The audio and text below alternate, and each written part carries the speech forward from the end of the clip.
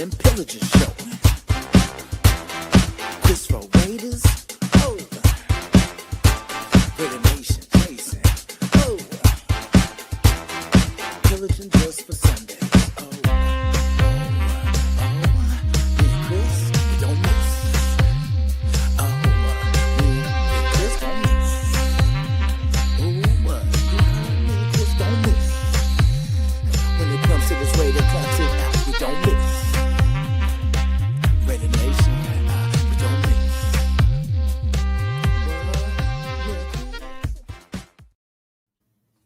Good Sunday morning, Raider Nation. This is the Sunday Morning Pillaging Show with your host, Chris4Raiders. And you see on the other side, we have special guests. Now, today, unfortunately, we won't be able to see Raider Nate Jason because, as I mentioned last week, he's expecting, and he went to the hospital this morning with his wife. So we wish him luck. We hope everything works out for him.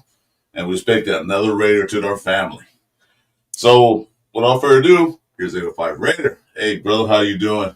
Go, man. I appreciate you letting me pop in. I kind of first want to say I apologize for last weekend. I was supposed to link up with you guys last weekend and woke up and the wife was a little under the weather. So whenever that happens, I got to hold it down with the young ones, with the kids. And so, but man, I knew I had to jump on with you guys and just kind of, chop it up, have a good Sunday, start out the Sunday right with you guys and have some fun.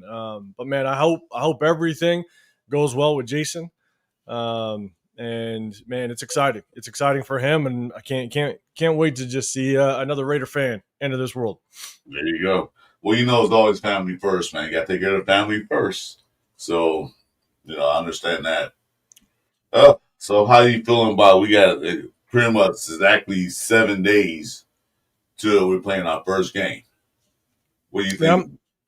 I'm excited. I'm excited for just the season to kick off because I'll tell you right now, it's no matter if you like, a fan of Pete Carroll or what he's done or what have you. At the end of the day, this is probably without question the best head coach we've had in a really long time. No matter his age or whatever it may be. And again, no matter if you question the offseason moves or what have you. He's probably the best head coach we've had in a very long time. And so I'm excited to kick this season off and just kind of see what he brings to the nation. What does he bring to the Raider Nation? And just kind of how is he going to set this ship right, Yeah, that's the way I feel. Because, before the season started, me and this old guy, Jeff here, we was talking about they're going to bring AP back. They fired him. Then we were trying to figure out what coach we want. Ben Johnson. Well, he's a first-year coach like AP is. But then Pete Carroll came and made. I said, that probably worked because he's experienced. He's a winning quarterback coach. He changed programs around where they became like mediocre to close to winning championship. That's fact. He won championships in the NFL and NCAA. There's only 4 coaches that did that. So for him coming to turn around, and I don't expect him to turn around the first year, but I expect within year 2, I expect us to be winning a lot more games, going to the playoffs, possibly close to Super Bowl. What do you think about that? What's really tough about kind of assessing how I want this to go is, for myself, I don't look at this as a normal situation, right? We signed him on to a 3-year contract with a 4th-year option, but he is going to be 74 years old when kickoff happens. I don't know when his birthday is, but he's going to be 74 years old. He's the oldest head coach in NFL history. And I think what's difficult is we all know how age can kind of creep up quickly. If you've ever had, older parents, if you've had grandparents, like age can creep up quickly. And, would I bet my next salary that he's going to, fulfill that 3rd year and then potentially that 4th-year option? Man, I wouldn't, because you just never know. And so my thing is, if for some reason he just isn't, ready to rock and 100% like he looks like he is today in that year 3, we're gonna be back in this head coaching rotation potentially in the next 3, possibly 4 years. And so I'm like, man, it's a lot of pressure. It's a massive expectation, but I want to see a wild card berth this year. I want to see him pull it. Because if you kind of skip that first stepping stone because of his age. I want to see wild card berth this year, knowing that if we lose that, then next year, boy, maybe we go deeper in the playoffs, and maybe that third year is our time that we can actually make that Super Bowl, or even make that Super Bowl next year. Because look, here's the thing: we have gone bargain shopping at every single position, which means, like, if we don't bring on Jacoby Myers, if we don't re-sign him, and we save that salary cap, I gotta believe, and again, I don't know if it's right, I gotta believe that they are going to make a massive splash next year. They have to. That's the only reason why you save up salary cap. Now we have a lot of players on one-year contracts that that are on budget deals, and so we have to bring those guys back as well. There's gonna be a lot of players next year that we have to prioritize, and whether or not we want to bring them back. But I want to see a wild card berth again. We didn't really make up the roster that way, but we had enough salary cap and we had enough draft picks to make a push. So I want to see wild card berth. That's what I want to see this year. I would love to see us make that move, because then that means that, man, we are making a massive playoff push next year. So again, that's a big ask based on the way that our team is made up right now. But look, we got Geno Smith. Geno Smith is good enough to get us to the playoffs if you put the pieces around him. So that's what I'm expecting. That's what I want to see this year. But it's a big ask. Okay, before we get into it deeply, let me go ahead and shout out to the people that joined us in the chat. Jason Downs is here. What's up, Jason? Oh my God, I guess you're talking about what I just said earlier. And this old guy here, Jesse, I don't know why he's here. Sam Tucker, salute. Let's see who else in there. Hey, we got Yvette Niles here. Hey, what's going on, Yvette? Anybody else come in? Not yet. She said, hey, 401 Raider. I don't know who it is. And of course, we got your boy Leo in here. What up, Leo? Hey, Leo. Okay. Yeah, I agree with you on the age thing, because I know I'm up there in age too. I'm not a young spring chicken. And I know how one day you feel healthy, the next day you lay in the hospital bed like, what happened? I can understand that. I lost my parents that way, because I looked at them a couple months ago. They were fine, and all of a sudden they're in the hospital, just like that. So I understand how you feel about that. But I think there's a coach I think they have a head coach on this team already that Pete Carroll's grooming. I don't think it's Chip Kelly. I think it's probably Patrick Graham. That's my opinion. That they're grooming to be their head coach, because Pete Carroll did ask him, because he, when they had AP still on the roster or whatever, they asked Patrick Graham, you gonna sign an extension? He said no. Then when Pete Carroll got the head job, Pete Carroll talked to him and he signed an extension like a couple of days later. So I'm thinking he probably trying to groom Patrick Graham to be that next head coach. Well, so I don't know. Because if they go outside looking in, like you say, bargain shop, we could be right back in that same boat we've been the past 5-6 years. I guess for myself is, sometimes you just kind of got to follow the money, and that's kind of what I look at sometimes. And when you bring in Chip Kelly as the highest paid offensive coordinator in the National Football League, it's not like he was at a college program that was either struggling or he kind of revived it, right? He came off of winning a national championship as an offensive coordinator.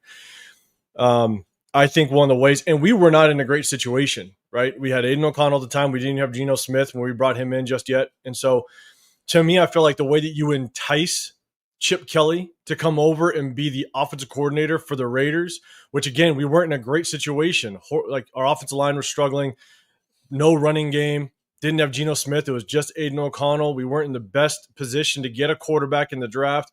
And so what kind of enticed Chip Kelly to kind of come this way?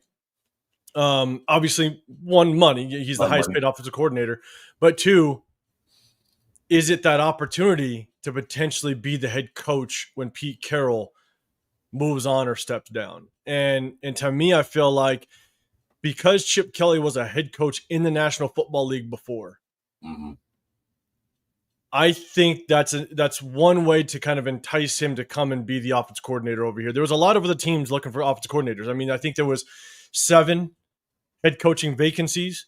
I know a lot of former offensive coordinators took those jobs, but to me, I just feel like, and again, you might be 100% right. This is just me speculating, but I feel like Chip Kelly, one of the reasons why he would take a job that's not very desirable is one, money, but two, the opportunity to be a head coach again in the National Football League. And if you look at the way that a lot of these good organizations are starting to kind of sculpt their coaching staff, is you basically bring an offensive coordinator that turns into a head coach, right? The Andy Reids, the Sean McVays, the Matt LaFleurs.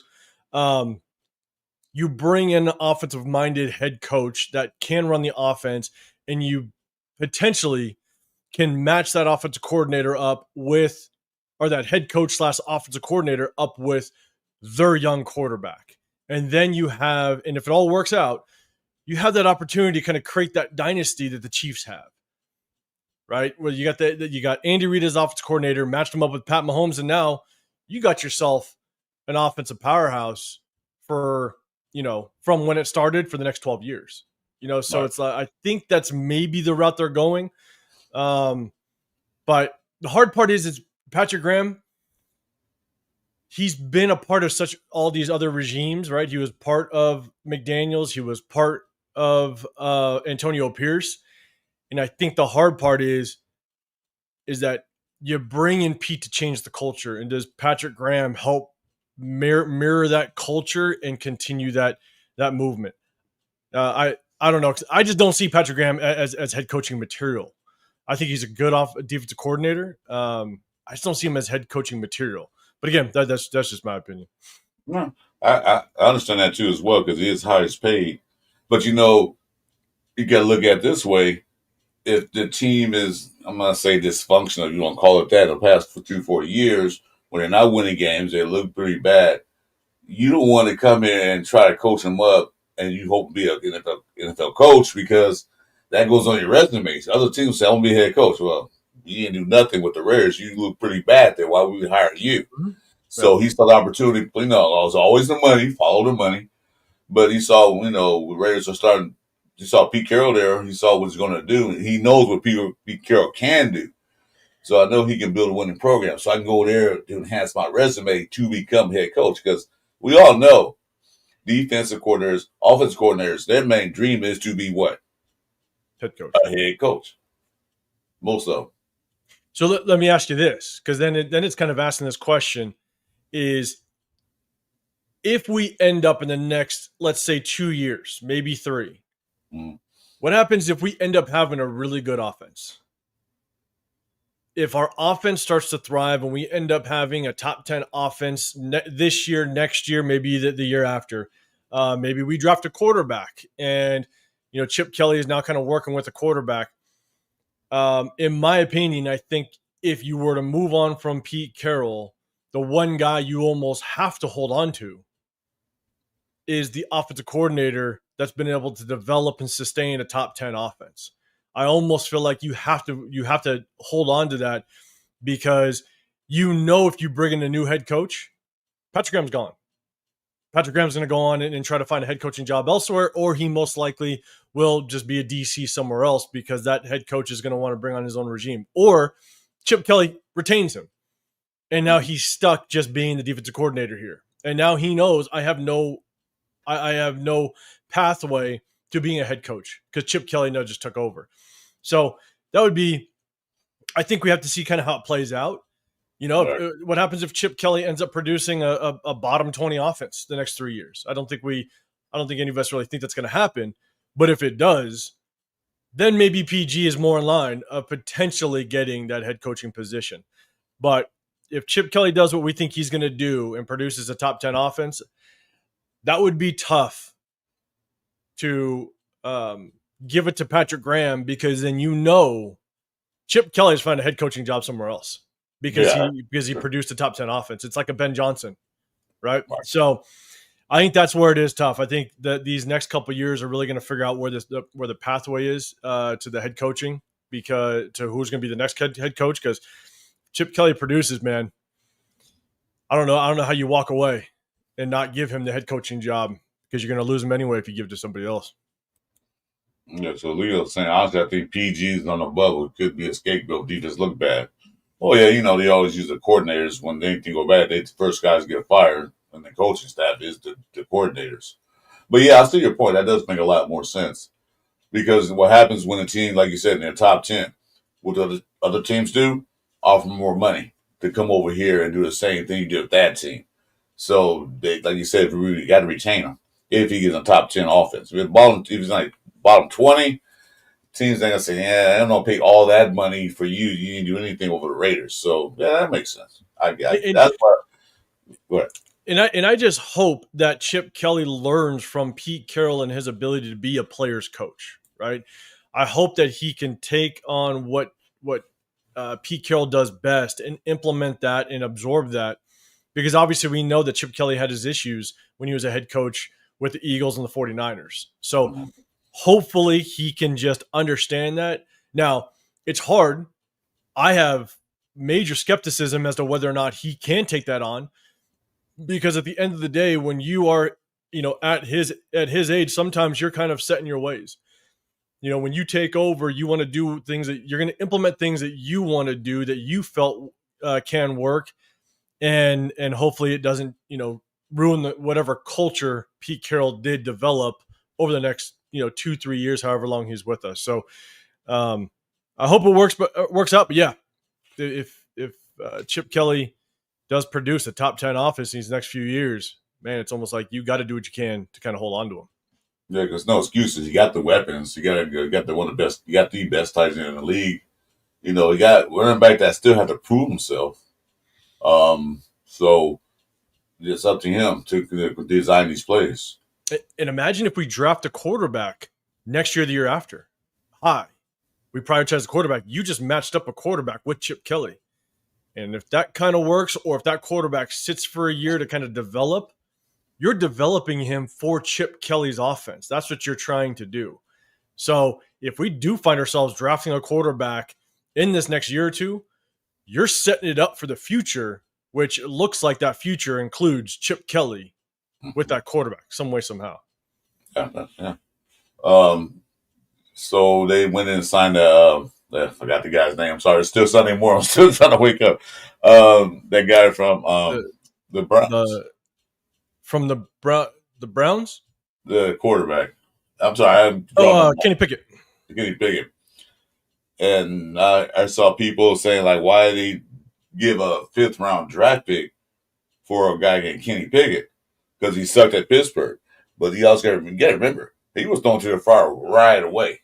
I mean, he started the first game of the season. I mean, he won some games, lost some games, had a lot of interceptions, also had a lot of touchdowns. So, what's your opinion about why they signed Kenny Pickett? I think we were kind of strong-armed into that situation, right? Aiden O'Connell goes down, and so Cam Miller wasn't ready. You're not going to throw him into the fire. Obviously, they let him go, and now he's at the practice squad, or they waived him and was able to bring him back to the practice squad. But I think you're strong-armed into finding that quarterback. He does mirror a little bit of what Geno Smith can do in his mobility. And so, I've said this before, is one of the things that you want with a backup quarterback is a guy that can have similar traits as to what your starter has, because if he does have to go in, you don't have to completely revamp your offensive play calling, right? And that's one of the hardest things to do when you are mid-game and now all of a sudden you got to switch quarterbacks.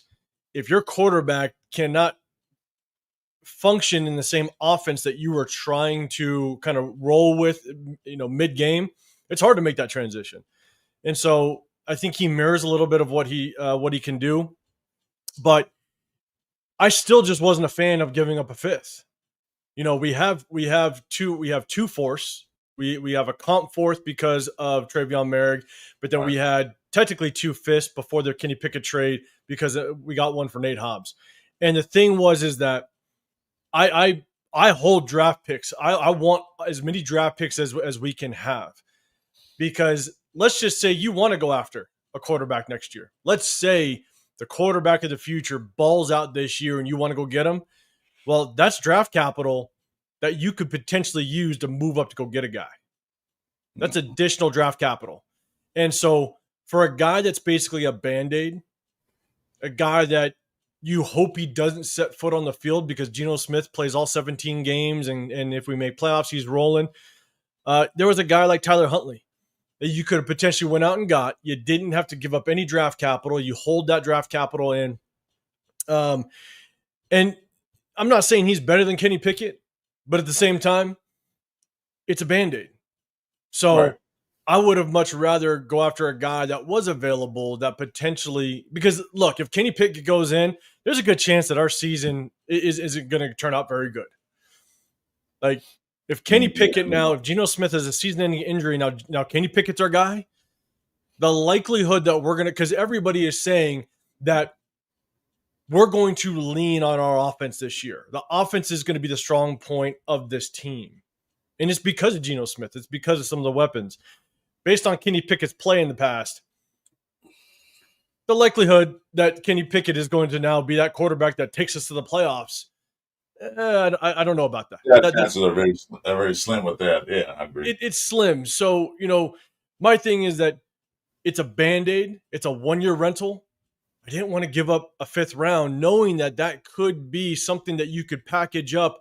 And if there's a quarterback late in the 1st or even drops to the 2nd for some reason, you want to take a shot and go get him, you might be able to take that 5th, that additional 4th, and move up and go get a quarterback. So I just hold those draft picks like gold, in all honesty. And I hated seeing us give up a 5th, go get a quarterback for a one-year rental. But at the same time, I think we were kind of strong-armed into having to get a quarterback because of the Aiden O'Connell injury. Okay. Yeah. For those guys who joined us today, was the beginning of the show. If you notice that this is Red Nation Jason and my show, he's not going to be here today. He's at the hospital with his wife. They're expecting a new Raider to the family. So everybody, we send him a wish him luck on IG or whatever platform you have. Wish him luck. So he just went in. He just texted me this morning. So he went in this very morning. So. Got a new Raider coming to the family. Good luck to him, man. That's awesome. Yeah. I might because we're starting out this Sunday so right. I got my coffee. I'm gonna have another cup. But then if we keep rolling, I might share my first beer of this Sunday with you and for Red Nation Jason as well. We definitely could do a toast. I don't know if you watched the Friday night show I had. I was happy. I tapped in that Friday show without question. Yeah, so wish him luck. Yeah, so okay, let me ask you another question. 2 questions, actually. Well, 2-part question. Bring it. Which are you more confident when going into this first game? Are you more confident in the offense, or are you more confident in the defense going into the first week? I know, put a smile on your face. I think it's tough because, the offense is the hardest part of the side of the football to kind of get rolling and gel, right? I think a lot of people, I know I've heard people say that this offense is going to just, it's going to be the strong point. And I don't disagree with that, but it may not be our strong point until maybe week 4 or 5, right? It's going to take them time to kind of gel and, really bring things together. You look at the timing that Geno Smith, I guess you look at what Geno Smith needs to work on with the offense. Him and Deontay Thornton, they still need to kind of get the thing rolling, right? They still need to kind of get that chemistry down. Yes, they had that touchdown throw, that back shoulder fade, or that back shoulder throw to Deontay Thornton for a touchdown. That was great. But it's also understanding we're going against a lot of second, third, and even 4th stringers at times, right? So it's going to take this offense time to really gel and kind of get their chemistry down. And so I wouldn't be surprised if this is kind of hopefully a low-scoring game week 1. But that's why it's hard. As much as I think the offense is going to be maybe our strong point in the season, I think it's going to take 4, maybe 5 games for them to really reach some potential. So I think by default, it's got to be the offense because we're going against we're going against an offense that has some weapons over there, and there's a lot of question marks with our cornerback room. There's question marks on how well as a whole this linebacker core is going to work, and how it's going to be used. So, by default, I think I'm a little more confident in the offense. In the offense. But I know we're going to talk about week 1, but the Patriots are in the same boat as us. They have a brand new offensive coordinator. They got a quarterback that's in his second year that's brand new to Josh McDaniels' offense. They're most likely going to have a young rookie at the running back position, rotating, getting a lot of plays in. They got new pieces to that offensive line, new receiver core. They brought in, I'm blanking on his name, Stephon Diggs. They brought in Stephon Diggs, so him and Drake May got to have some chemistry. So they're going to need some time to gel as well. And so I think this defense might be able to find some success just because it takes time for the offense to get going. So, again, it was a kind of a long-winded answer, but I do think just by default, the offense might have a little bit more chance at success, but not much because I still think it's going to be a low-scoring battle that week 1. Because usually in NFL for the past years I've been watching it, usually the offense come out firing before the defense have a chance to settle in. Because for one thing, they haven't watched tape on the offense yet in the first 3 games.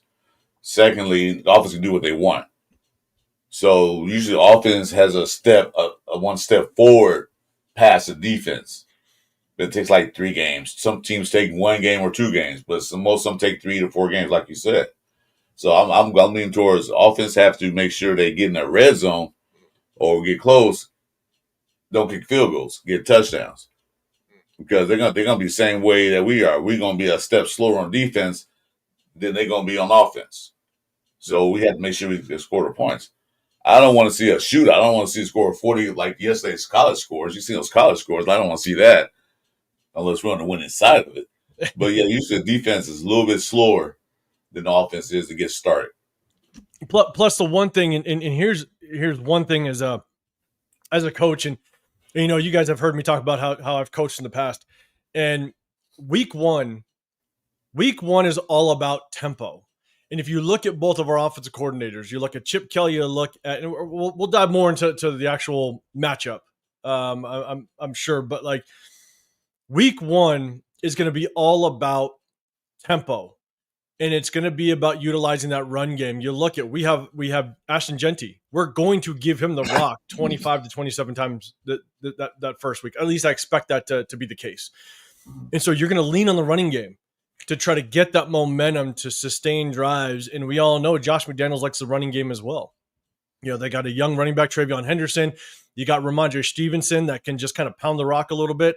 I think that we're going to lean a lot on that run game to kind of sustain that momentum and try to create a tempo.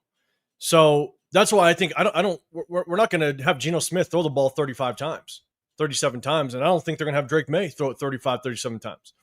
So I think it's going to be more of a try to gain momentum, retain the ball, kind of dominate that ball control, and kind of methodically kind of move their way downfield. It's going to be a lot of tempo throws too.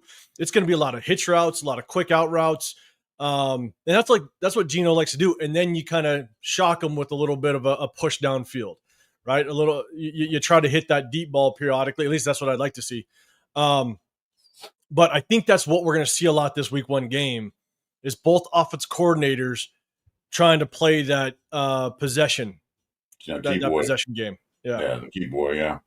Yeah, totally agree with that. Like I said, I don't think it's going to be in the high-scoring games. It could probably be in the 20s if we're lucky, but it's going to be a low-scoring game because each coordinator going to try to figure out the other defense, like what they're doing. And Geno Smith is good for those little short passes and medium passes. But now and then, he probably take a deep ball just to keep the defense honest.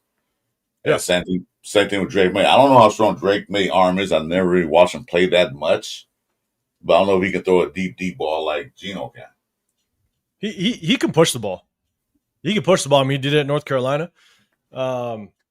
So I don't see him having any issues of pushing the ball, but and they got some weapons over there that they can, and it's trying to understand how Josh McDaniels is going to utilize Stephon Diggs against this young, kind of unproven cornerback room, right? Eric Stokes, who knows what we're going to get at Eric Stokes. And then if Darian Porter is the starter or Kai Blue Kelly, that is two young corners that Josh McDaniels has been in this league long enough. And now you have a veteran receiver that is historically touted as one of the better receivers in the National Football League. How are you going to expose the matchup and find Stephon Diggs locked up with, a Kai Blue Kelly or a Darian Porter? And how do you utilize that? So the matchup's going to be interesting. Yeah, Diggs is a wily veteran. He's crafty, so he know how to, do little things in that these guys probably haven't seen yet. So that's the one thing. Speaking of secondary, I mean to change the subject right quick, but you ought to talk about Jabril Peppers. Yeah. What do you think? Do you think they should go get him? Because he wasn't released. So when to trade a pick for him, anything like that. I thought he was released. Yeah, he was. So I was saying when to trade for him. No draft picks or anything like that. If you look at when we brought on Jamal Adams, the day that we actually the day that we picked up Jamal Adams, I posted a video on my channel basically saying the way that I think Jamal Adams is going to be used in this defense is very similar to the way that Patrick Graham used Jabril Adams when he had him with the New York Giants. More of in the box. You're going to be basically playing more, in the flats up towards the line of scrimmage. And next thing, it's funny. I went to the open practice the very next day, and now you see Jamal Adams working strictly with the linebackers, and it made all the sense in the world. And so, you bring in if you bring in a Jabril Peppers, I don't think it moves the needle really. Mm-hmm. Yeah, it could be a depth piece. That's really it. It's a depth piece that if Jamal Adams, and it's a safety blanket because Jamal Adams, he's got his injury history. Yeah, I think he's going to ball. I think he's going to do extremely well in this Patrick Graham defense. But the thing is we're going to hold our breath every single time he's out on that football field because we know what his history is. Now, the good thing about Jabril Peppers is that if Jamal Adams does go down and if Patrick Graham thinks Jamal Adams is going to be a big part of this offense, you might be able to use him in the same way. You might be able to. Not saying he's going to be as effective, but if you bring in Jabril Peppers, I think it's just a depth piece, and it's a guy that is maybe a safety blanket if Jamal Adams goes down. And Jeremy Chin is going to be used like a very physical safety, and we don't really have anybody else in this locker room that can emulate what Jeremy Chin and Jamal Adams can do. We really don't. Outside of that, I mean, our other safeties is Chris Smith. He made the 53, but Chris Smith he's more of a free safety. I think they actually have him slotted in as a strong safety. He's not going to be able to jump in and do the same thing. The other safety, we got Darnay Holmes. He's more of a slot corner. So, and nickel. So, I think if you bring him in, he's purely depth piece, but I don't think he would be able to do anything near what Jeremy Chin and Jamal Adams can do on this defense. So it's just a safety blanket that we may need if someone goes down. Yeah, I agree because our depth is not. I mean, we have safeties, but you talking about like Trey Taylor, Chris Smith. That's our depth on the safety room. Because I mean, probably he's using. He's more experienced than those guys put together. I don't think he'll start. He'll probably rotate in now and then. But like I said, there's one thing about him. He's been released. It won't cost us any draft picks or any any capital. I don't know how much money can we looking for because we have money, but first we got to take care of you got to take care of Jacoby Myers.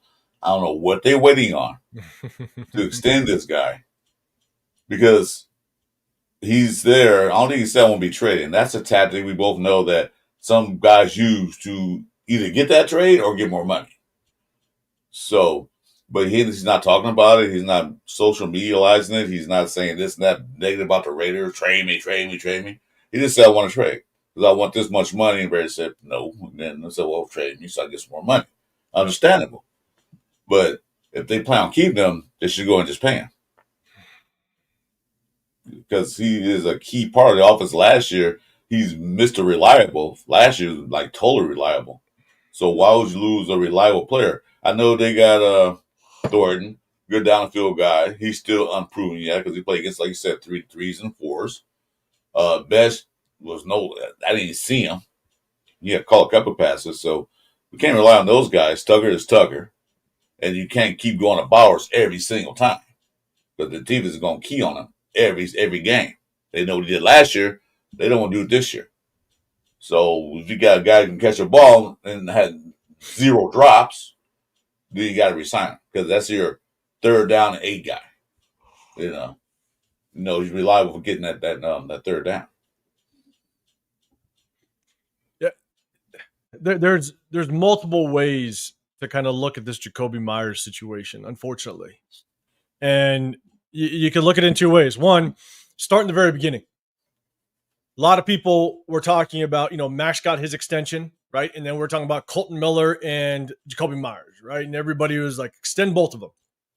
And if you could choose one, I said I'd extend Colton Miller, right? Left tackles don't grow on trees. He still can produce like a top. I wouldn't say he has the potential to finish as a top 10 tackle. He has that potential to. Maybe he ends up being like a top, I'd say, 13 tackle, but he's got the potential to be a top tackle in this National Football League. And you got Geno Smith, so you have to protect him. Jakobi Meyers has a skill set that you can find elsewhere. He's not a true number 1. He's an extremely good number 2. But unfortunately, in this locker room, he is a number 1 because of the way that our receiver room looks like, right? He is a true number 1. Now, obviously, we all know Brock Bowers is going to be our number 1 target. Right. But if you just look strictly at the receiver room, he is the number 1. Now, if I were to only be able to extend one, I'd extend Colton Miller. But now we find ourselves in this situation, is that I think Jack Bech was brought in to be the Jakobi Meyers replacement. And I was actually sitting with Leo on that day 2 of the draft. And as soon as we drafted Jack Bech, I looked over at Leo. I was like, there's Jakobi Meyers replacement. Because he emulates exactly what Jakobi Meyers is coming out of college. Now, I have a lot of question marks whether or not Jack Bech can be good. He's a former tight end at LSU. He moved over. He was a receiver. And I had concerns whether or not he could actually get separation in the National Football League. But here's the thing, is I'm all about players wanting to get what they're worth. And so Jakobi Meyers, I think him asking for a trade, that is only the next steps in the negotiation process on his end. It's just showing, hey, Raiders, you better move the needle. I want. Basically, he wants his money, and rightfully so. I'm all about players getting paid, but I also think Jakobi Meyers sees the writing on the wall. I think that if you look at our situation last year, he comes off of the best season he's ever had. 1,000+ yards, 0 drops, balled out. But he also knew it was only him and Brock Bowers, and we had no running game. So he understands that he was one of the only 2 targets in that offensive room. Now you move to this year, and now we have a bunch of mouths to feed. Ashton Genty's going to get 27 touches a game. We're going to feed the ball to Deontay Thornton. Brock Bowers is going to get his targets. We might even feed Trey Tucker. Michael Mayer might find himself getting 2-3, attempts a game or passes a game. We're going to share the football. We're going to move it around. So his production, Jakobi Meyers' production, is most likely going to drop off this year, not because he's not good, but it's because he just won't get as many opportunities because we have more weapons. And now we have a mobile quarterback. Now Geno Smith might take off 2-3 times a game and try to get some first downs with his legs, and he might try to, move the chains a little bit with his legs. Last year, not too many mobile quarterbacks that we had sitting under center. So I think Jacoby Myers knows that he may not get as many opportunities. So if you're that fan that says, no, Jacoby, you go show your worth, go show that you can earn that next contract, I don't think he'll get the opportunity to show it because we're going to feed so many other people. So he may only end up with 700 yards and, maybe, 700 yards and maybe 40 plus catches or what have you. Like, he just may not have those opportunities. Now, in addition to that, look at what our receivers look like right now outside of Jacoby Myers. You got Deontay Thornton that still needs to build chemistry with Geno Smith. And you have Jack Besh, which again, I think is the Jacoby Myers replacement. He struggled in preseason. Yeah. He's going to be a project. And so Jacoby Myers sees that and goes, look, I am still, even though you went and drafted a receiver in the second round and you drafted a receiver in the fourth round, one maybe to replace me, I'm still the number one, clear number one in this locker room. I may not be a number one compared to the rest of the National Football League, but I am a clear number one in this receiver room, and I want my worth. So I think that's he's trying to get that leverage. So that's looking at in the shoes of Jacoby Myers. But then you look at it in the shoes of the Raiders. I think they're going to try to, they might extend him, right? But if they don't, then I think that they are saving up this draft or this salary cap because you can roll over. I think you can roll over, I think like 11% of the salary cap. I think they're trying to roll over the salary cap to potentially make some big moves next year. Because again, Jacoby Myers, he is replaceable because he's not a true number one. But I think that they're going to try to, they might try to save it and make big splashes next year. So yeah, because soon, like I said, I watched the draft with Jeff and some few other guys like you did. As soon as they signed Besh, I said, well, there's Jacoby Myers Jacoby Myers replacement right there. Because basically he does almost exact same things he does. He doesn't drop any passes. He gets on those quick routes, makes the catch. Mm-hmm. So I said there's a replacement, but I don't think he was ready for the NFL yet. That's why preseason he didn't do much. But like I said, the writing's on the wall. It is. And the other thing for everybody kind of has that clarity. Yes, he asked for a trade, but he's still at practice. Mm-hmm. So he might play the rest of the season. I don't know what his current contract looks like. So for example, a lot of players, if you miss practice or you miss a game, you don't get those game checks. I don't think he has anything else guaranteed on his contract. And so if he doesn't play, he's missing out on that game check every single week. And so we might we might see him continue to play. And I think that's where the Raiders have their leverage, is that I don't think he has any more guaranteed money. That's why he wants that extension. And so if he doesn't play, he doesn't get his game check. Right. So in that case, the Raiders might have that leverage. And Jacoby Myers might find himself just playing the rest of the season, and he'll continue to play. But man, again, I'm all about players getting paid. That's I mean, if they're worth it, pay them. If they do pay them. But like you said, he's not going to see as many touches he just saw last year because we only had two receivers. That was Brock Bowers and him. This year we got multi receivers, and also we got running backs that can catch the ball too as well. Last year we didn't have that. So Geno Smith had more options just going to Brock Bowers all the time and hit Jacoby Myers all the time. He got multiple weapons. But still, what he did last year for us and what he can do this year for us, I still say if you're going to extend him, pay him what he's worth. Don't predict what he might be worth. Oh, absolutely.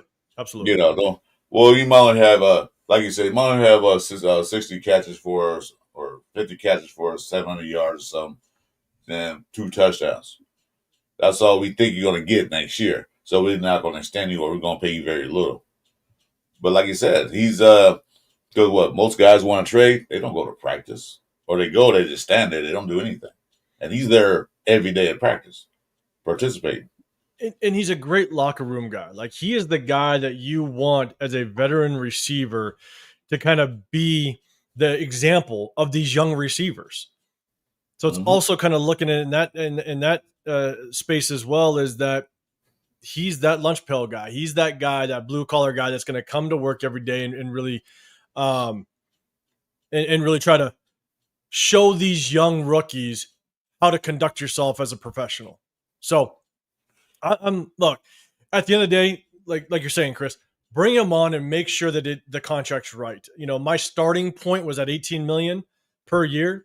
Give an extension for 18 mil per year. If they work themselves in upwards of 22, maybe even 23, I'd be okay with that, because even if you sign them for 23 a year, next year with the increase in salary cap, he's gonna get paid like a bottom 20 receiver next year. So, again, I do hope we bring him back, and that's all because the young rookies, there's still a bunch of question marks as to how they're going to work out. So Corey Myers signed a 3-year contract worth $33 million, $11 million a year. Signing bonus of $5.5 million, guaranteed $10.5 million. That's his contract now as it stands right now. That's what he yes, that's what it stands right now. Total guaranteed money is $21 million out of 33. So is where he's at right now. I think he more or less I think he wanted a little bit more money, but he also wanted guaranteed money, like you said. He wants something like, hey, I want to be guaranteed I get paid for this. Because you can't remember, football is a rough sport. They don't tell you go out there in first game and get hit, but then your money's gone because you're not at the games, you're not playing, you're not practicing. So if they don't play, they don't get paid. So I want my guaranteed money. Yep. Because look, the NFL is a brutal business. The NFL is, everybody's heard them coin the sayings, not for long, right? But at the same time, you got the league is about what have you done for me lately. Mm-hmm. That's what the league is. It's not about what you did for me a year ago or 2 years ago. It's about what have you done for me lately. Perfect example is look at Cam Miller. When Cam Miller produced that first preseason game, the entire Raider fan base was like, all right, Aiden O'Connell, get the hell out of here. Yeah, nuts. Yeah. They went crazy. They're like, oh, Cam Miller's he's the truth. But then everything kind of came back down to earth, that second and third preseason game, and now everybody saw it in the real perspective. And so that's what the NFL is. It's what have you done for me lately? And it's not just about, young players or veterans or what have you. It applies to everybody. And so that's why players want to go out and they want to get their contract. And I'm all for it, because you can produce yesterday, but you could be forgot about today. Yeah. Because you made one bad mistake. Yeah, for one, you can have a great year that year, like, whoa, he's all pro, he's all-star. He had career catches, career touchdowns. And next year, just stink to bed. He's like, well, we're paying all this money, why can't you perform like that last year? That's like what you said, not for long. What have you done? Nothing. And you can't predict what they're going to do next year, because we don't know what they're going to do. You go out there and get an injury or something, then you pay him all his millions and millions of dollars, and he don't contribute to the team. Well, and the only other thing to think about, and you hear these stories in the past, right, where players, if they go into that last game of the regular season and they need 3 catches to get that $100,000 bonus, there's literally organizations out there will tell them not to pass the ball to that player just to screw them over of that bonus. Like, it happens all the time. We just don't hear about it, but you hear those stories. You hear about those one-off stories where a player will literally get taken out of a game because they could potentially hit a bonus on this game and they get taken out. You know what I'm saying? And so it's like, at the end of the day, it's just trying to understand or look at it in the perspective of this is a business. And players sometimes get royally screwed because owners don't want to pay them their money. You know what I'm saying? And so, those bonuses come out the owner's pocket. They say, wait a minute, if you get one more catch, I got to pay him an extra $1 million if you get 10 more yards, I got to pay him extra $100,000. They'll make a phone call, say, take him out. I'm not paying him. I mean, look at what just happened with Shedeur Sanders. Now, look, I know you guys have heard me say it. I did not have a first-round grade on Shedeur Sanders. I had a third-round grade on him. I thought he was a third-round grade, Shedeur Sanders. Him dropping to the fifth was pretty wild. But now you hear all the reports come out saying that the NFL kind of had a play in it. And so, that's taking money out of someone's pocket. Let's say he did get drafted in the third. If he got drafted where he maybe supposedly should have gone again, I had a third round grade, so I'm not saying that he should have went in the third. But if he did go in the third, the money difference between a third and fifth rounder, that could be a couple mil. You know what I'm saying? And so you basically took money out of his pocket. And this could happen to anybody, but you took money out of his pocket because the NFL wanted to make a move. And that's what the reports are coming out saying, is that the NFL kind of had a hand into where he kind of ended up. So, again, at the end of the day, I'm all about the players getting paid, because you could produce yesterday but get forgot about today. So, it's sports. It's sports. That's all it is. It's a game that we played as kids, for free in the street or in a park. It's sports. That's what they're doing. But on the other flip side, it's a business. These owners are in a business to make money, not to lose money. So they're going to make sure they got the best investments. They play the owners, not the coach or general manager. It had nothing to do with the money. The owner's going to say it's a good investment. Will he bring in people into the games? Will we win more games? Will we get more ticket sales or jersey sales and all the other stuff they get compensation for? So they got to make the right business decision. Like, we don't want to pay this guy first round money, because first rounders get paid the most. Let's have him drop down to the fifth so we can pay him less and give him a lesser contract. We're going to give him a 4-year contract with a possible fifth. We can just give him a 3-year contract or 2-year contract. If we don't like it, we can just waive and we won't lose anything but that draft pick that we wasted on. So it's all a business. You got to understand that. Business first. It's a business, and I mean, I'll kind of make this last point on the whole Shedeur thing is I think what the NFL did, and again, pure speculation, but I think what the NFL did, because of just the lead up to the whole Shedeur Sanders thing with Deion Sanders going out and saying, I'm going to dictate kind of where he goes. There's teams that he won't go to. Yeah. I'll be honest, I think they were prepping for the Archie Manning situation. I think they're prepping to basically send a message saying you're not going to do that. So whether it works or not, I don't know. But I think they're sending a message because, the Manning family, they got that history that they'll do the same exact thing. And I think they're trying to just basically send a message. I think. Yeah. Well, I think the NFL didn't. I know they didn't like what the Mannings did for Eli and stuff. Yeah. I know they didn't like that. So they can say, well, I'll tell you what, it won't happen again. I know. You can say what you want to. If this team is that bad and they can draft in the first round, they can do what they want. But you can't tell us, the NFL, that you're going to tell us where your son can go. If they did that, it's going to be a trend again. It's going to be a trend. All these fathers and mothers and all these football players can get on the phone and say, don't draft my son.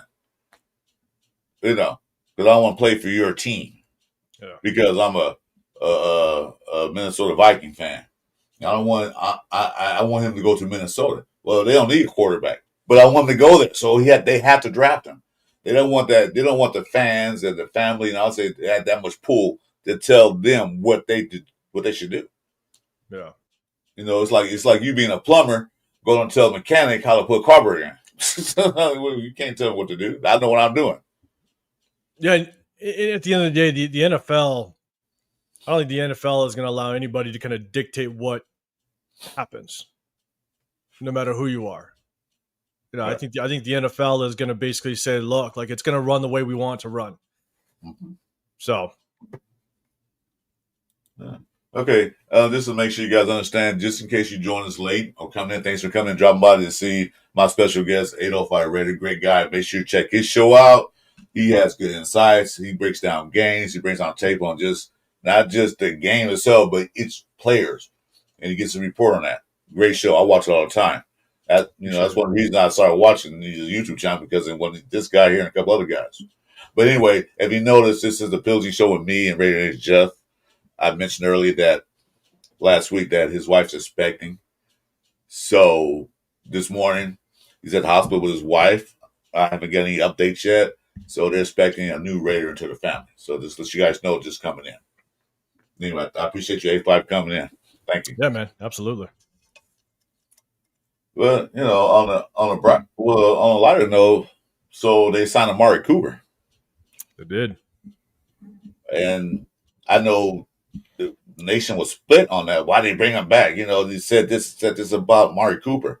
He said this about the Raiders when he left. He got traded. He didn't want to leave. Or I don't know if he did want to leave. I know he had a bad year that one year, he dropped a lot of passes. But they just traded him away. He didn't I want to trade or just up and quit. So when they decided to get rid of you, you're going to have a little animosity. Plus, he was, 23 years old or 20, 24? Young. A little immaturity there. Bringing him back, it will help out the wide receiver room, I know, for sure. Because he's another veteran who can help the young guys. Because just in case Jacoby Myers didn't work out, who's in the room? Who's a veteran in the room? Trey Tucker is the oldest player in the room.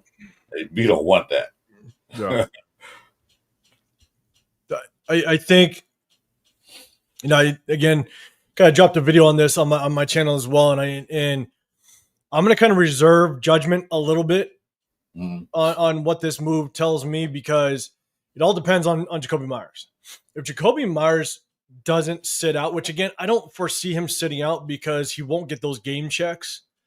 It would be tough for him to really sit out and not get those game checks. So I do think he'll end up playing even if he doesn't get a contract extension. And so if Jacoby Myers plays out this year, even without a contract extension, then I think it's a good move. Yeah, again, you bring another veteran, you bring in a guy that can be just a replacement, a backup potentially. He might get himself 15 to 17 snaps a game. Just another guy that you have to just be aware that's on the football field. So, for me, if Jacoby Myers, some way, somehow, whether it's an extension or he decides to play, then if he plays the whole season, I think it's a good pickup. I don't mind it. Now, if we do extend Jacoby Myers and we bring in Amari Cooper, that tells me, or at least, in my opinion, it feels like Jack Besh might be developing slower than they thought he was. Mm-hmm. Because you pick Jack Besh in the second round.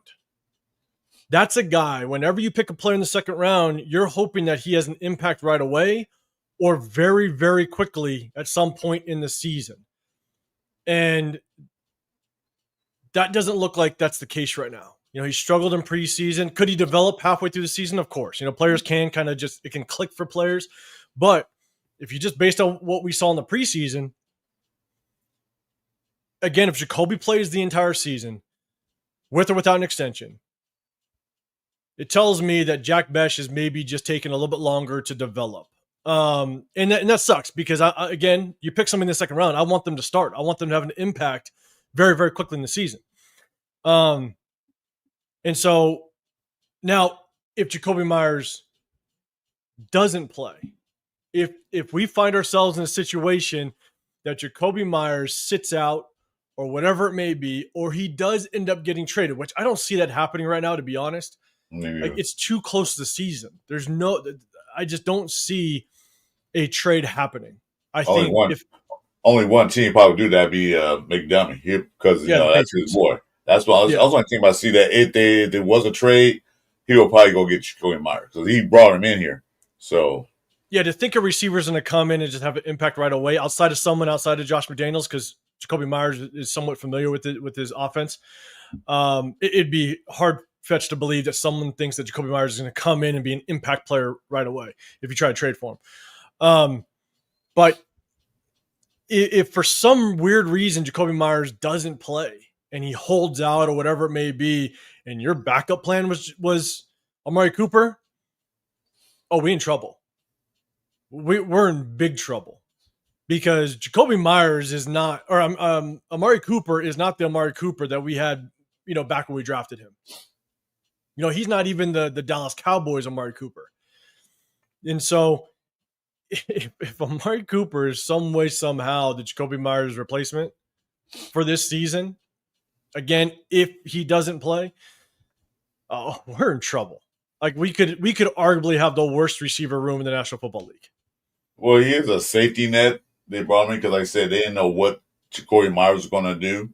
Because, like I said, our receiver room is very young. Like I said, the vet of the team is Tucker. So, as far as 3 years? Yeah. And you can't rely on that. Third year, I think. Yeah, it's third year. You can't rely on that. So bring them in, not knowing what they're going to do with Jacoby Myers. Were they going to trade him or he sit out? And like you said, I don't see him sitting out. Jacoby Myers don't strike me as that type of person. You don't hear from him. He doesn't say much. He's quiet. He's a good guy. He's a good guy. I heard he's a good guy in the locker room. I don't see him screwing the Raiders over by being a diva. He's not one. There's not one of those types. But he's just a safety net. Cooper probably be in the game. Well, he will be in game one. Just running some whatever routes he can learn real quick. So it's more of a safety net. And he said in his press conference that, "Oh yeah, I'm gonna do what I do, and I'm gonna help the young guys out." So that's probably another reason why they brought him in. Yeah, and hopefully, I mean, look, Amari Cooper. I'll talk more about Amari Cooper, but the thing about if Jacoby Myers truly had the intention of sitting out, he would have sat out. He would not report to practice. And if Jacoby Myers and the Raiders have any, if they have any leverage to trade with another team, is going to be more at that trade deadline, middle of the season. And the reason being is because then that gives other teams opportunity to figure out, oh shit, our receiver room isn't very good. Mm-hmm. And so that trade deadline, in the middle of the season is where if they get any value out of Jacoby Myers, that's probably where Jacoby Myers can get a better contract, possibly. And the Raiders could maybe get a little more trade value out of him. Not at the beginning of the season where everybody is kind of hyped up and ready to rock. Right.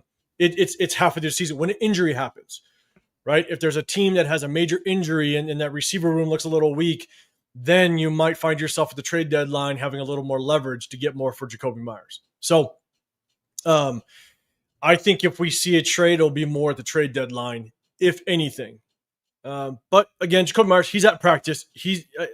I don't see him sitting out, unfortunately. Yeah, he's there. Hey, he's there every day because some players will be traded. They just sit out or they just stand on the sidelines and go on social media and they do all this stuff. So, but he's not doing none of that. And I think he wants to be here. He just want to get paid his value. That's all. That's all he's asking for. So I don't know if it was the McLaurin, where that guy is, and Commanders. When he signed that big, huge contract. I don't know if that triggered him or he probably had thoughts for a while. It just came out at the exact same time. Yeah, it's hard to tell. It could have triggered it. Or, again, I feel like it's just the next step in the negotiations on his side. Basically sending a message to the Raiders going, look, like if you're not going to extend me, yeah, you might as well trade me. But when we talk about Amari Cooper, here's the tough part about Amari Cooper is what made Amari Cooper so good when he was with us and even with the Cowboys was his speed. Right? He's a good route runner, but he's not a great route runner. His speed is what kind of separated him in a receiver room. And because here's the thing, if you're a good route runner, if you're an elite route runner, once your speed starts to kind of tail off, you're still going to be able to find yourself on a roster because you're a good route runner, because you can find yourself beneficial to a receiver room because you bring that aspect. But the thing is we were a week and a half before the first game of the NFL season, and he still wasn't rostered, which tells me there's 31 other teams that did not like him. Yeah. I know that I think he had a couple other options, but if you're waiting for a week and a half prior to the first game of the NFL season, that means that, look, there's not a lot of teams that really liked what you brought to a receiver room. So to think that he's going to jump in here and all of a sudden produce, that I just don't see it happening. He was with a Buffalo Bills receiver room that had Shakir Shaheed, which quick, fast receiver, undersized receiver, and a rookie, Keon Coleman. That's what they had. And the Bills are like, yeah, no, we're going to move on from you, and we're going to bring in Josh Palmer. So it's like, even the Buffalo Bills with an elite quarterback like Josh Allen were like, yeah, no, you can walk on. Yeah, they traded halfway through the season for him. As they say, yeah, nah, never mind. Yeah. So to think that Amari Cooper is going to come here and actually do something for us is tough. Again, he could be a good rotational piece. He could be a good guy that can get maybe 15 snaps a game and situational, and just, again, be a guy that, yeah, you got to account for him. You got to know where he's out on the field. But to think he's going to come in and be a replacement for anybody is far fetched, in my opinion. Yeah, I don't think he's going to replace anybody right away to be that number one. I think he's going to be involving a lot into the flow of the game. He come in, might start, might not. I don't know how they going to set it up, but he's going to be involved in the game at some point or another. The thing is that everybody's mad because he dropped a lot of catches. Well, a lot of his last season dropped catches. Very few that can go a season without dropping a catch, and that was Jacoby Myers. That was. Yeah, so I think it was an asset. Assets to us. He'll help out. He'll get in the games. He's not getting paid a bunch of money, so it's not like we're breaking a bank.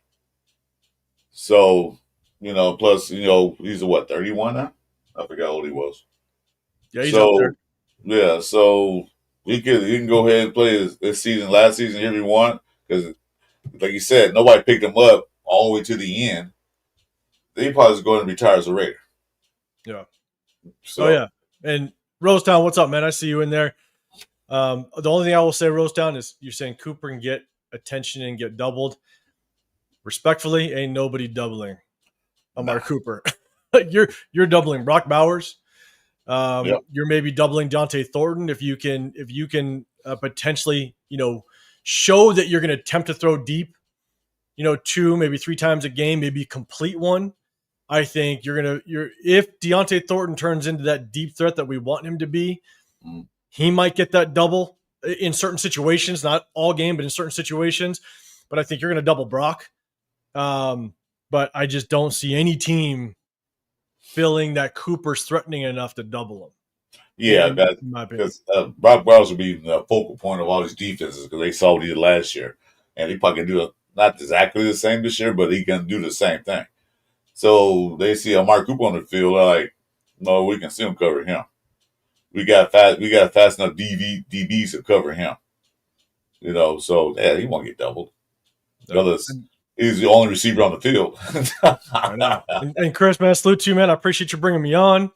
Salute to Jason at the hospital, man. Good luck to him. Salute to everybody in the chat. But hey, I'm sharing the first beer on a holiday weekend with y'all, man. I appreciate you letting me come on here. Hey, well, you know what? Let me get my beer. I'm thinking I'm clean from Friday night. I didn't have anything to drink yesterday, so let me share the beer with you right quick. Let's have some fun. Let's kick this a holiday weekend off right, man. That's right. Got barbecue in a couple of hours for tomorrow. Yeah, I got to slow cook some ribs for about 8 hours. Well, not 8 hours, about 5 hours. Man, I'll tell you, it's I'm getting the party started, so we'll see how I function because we're breaking down some game film tonight on our live in the war room. And go ahead. If anybody got it, I know everybody probably have it. I always ask the guests when they come in, put their link in the chat, and so I would make sure everybody goes. Because I tell you one thing, this guy right here, might have his opinions about him, might be wrong and stuff like that, but this guy, he does break down films and players because that one. Man, I'm gonna get you. I'm gonna toast you on that. There you go. Cheers. That one play with Lucky Toski, I saw him pancake that guy, but then you pointed out he pointed his finger at him like, "Stay down." Yep. And I thought that was great. Yeah, man, it was awesome, man. When I saw it, it was like, man, I gotta point that out because it just shows it just shows his attitude. It showed the confidence that he had, in that play, and that's the type of attitude you definitely want to bring. You know what I'm saying? And so yeah, it was fun to kind of point that out. Yeah, that was funny. Yeah, that was funny. So Mark Cooper talk about what you call him. So with that being said, the defensive line. I know your boys there, Adam Butler. Okay, y'all cheers to that. You were thrilled about that night. I remember you coming up, me and Jeff show. You was like happy. My boy Adam Butler. But this one guy I want to point out, although like I said, it's preseason. Yeah. He was against the 3 and 4s. Talking Hemingway. Mm-hmm. Looked good out there. Yeah. He looked good. I don't know, he's not gonna start, but we got him, and Pig Goose looked good too. I don't think he played that much last game, but he looks good fast. So the defensive line altogether looks good. Only thing I'm waiting on is see if Malcolm Coombs can get that speed back up like he was 2 years ago or a year and a half ago. So what do you think? How did Coombs look to you out there on preseason? So that very first preseason game, he looked very tentative. He looked almost like he was going 50% out there. And rightfully so, right? He's coming off an injury. He hasn't played in a year and a half. So I think he was just trying to smoothly transition his way into just kind of get some real action again. But then I looked at the entire starting defense, and it looked like the entire starting defense was doing the same thing. You looked at Adam Butler. You looked at Max Crosby, even Jonah Laulu when he went in there. All of them looked like they were just kind of going through the motion. Because the one thing to remember is that these players don't get paid for a preseason game. And so you don't want to run the risk of getting injured in the preseason. And so, but at the same time, you got to play that game, because anybody knows that if you played this game before, if you half-ass it, if you go 50%, that's most likely when you end up getting hurt, right? So I think they tried to they tried to kind of find that medium to where I'm going to be out there, I'm going to play, kind of get my feet wet again, kind of get my everything underneath me, but I'm not going to risk any injury. And so that very first game against Seattle, it looked like the entire defense was just kind of going through the motions. And that's what Malcolm Koonce looked like. He literally looked like he was going through the motions.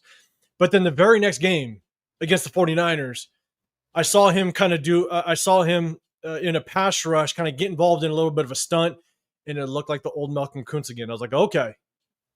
I see him kind of getting, and I pointed out when we broke down game film, was that it looked like his motor started running again.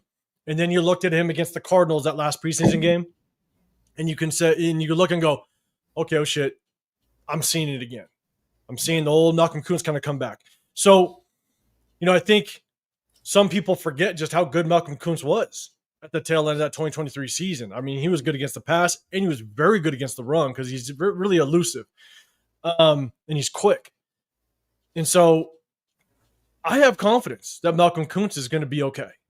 I think, if he can get himself a 7 to 8 sacks a season this year, I think that's a good season for him. So I got confidence that Malcolm Koonce is going to be able to kind of come out and produce. It might take him 2, maybe 3 games to really get going, because again, he hasn't played in a year and a half. But I got confidence that Malcolm Koonce is gonna produce. That's what I said. Same thing, because I saw the first game. He looked kind of slow on his get off. He kind of like he was tentative because he got hurt last year before we even got to preseason. So I know that probably subconsciously back in his mind, I want to play this year. So I'm not gonna go full out. I'm not gonna go hard. It's only preseason, like you said. Players don't get paid for preseason. I didn't know that either. I heard about it, but I didn't know about it. So why am I going to go all out? Because they're on the team.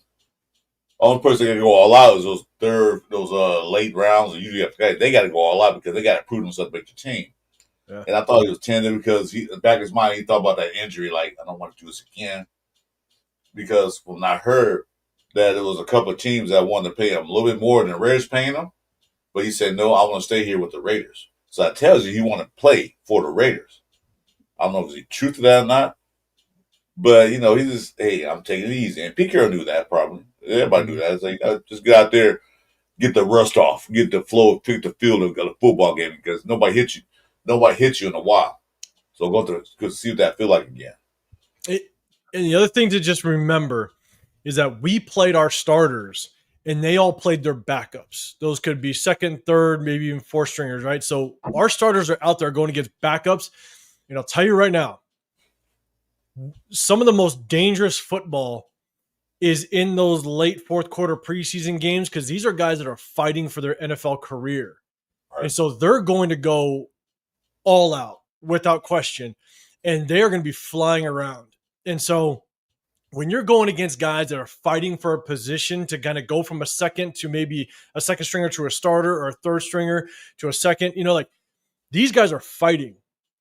And when you're a known starter, you're going to make this team. You got a starting position like a Max Crosby and Adam Butler and all these guys.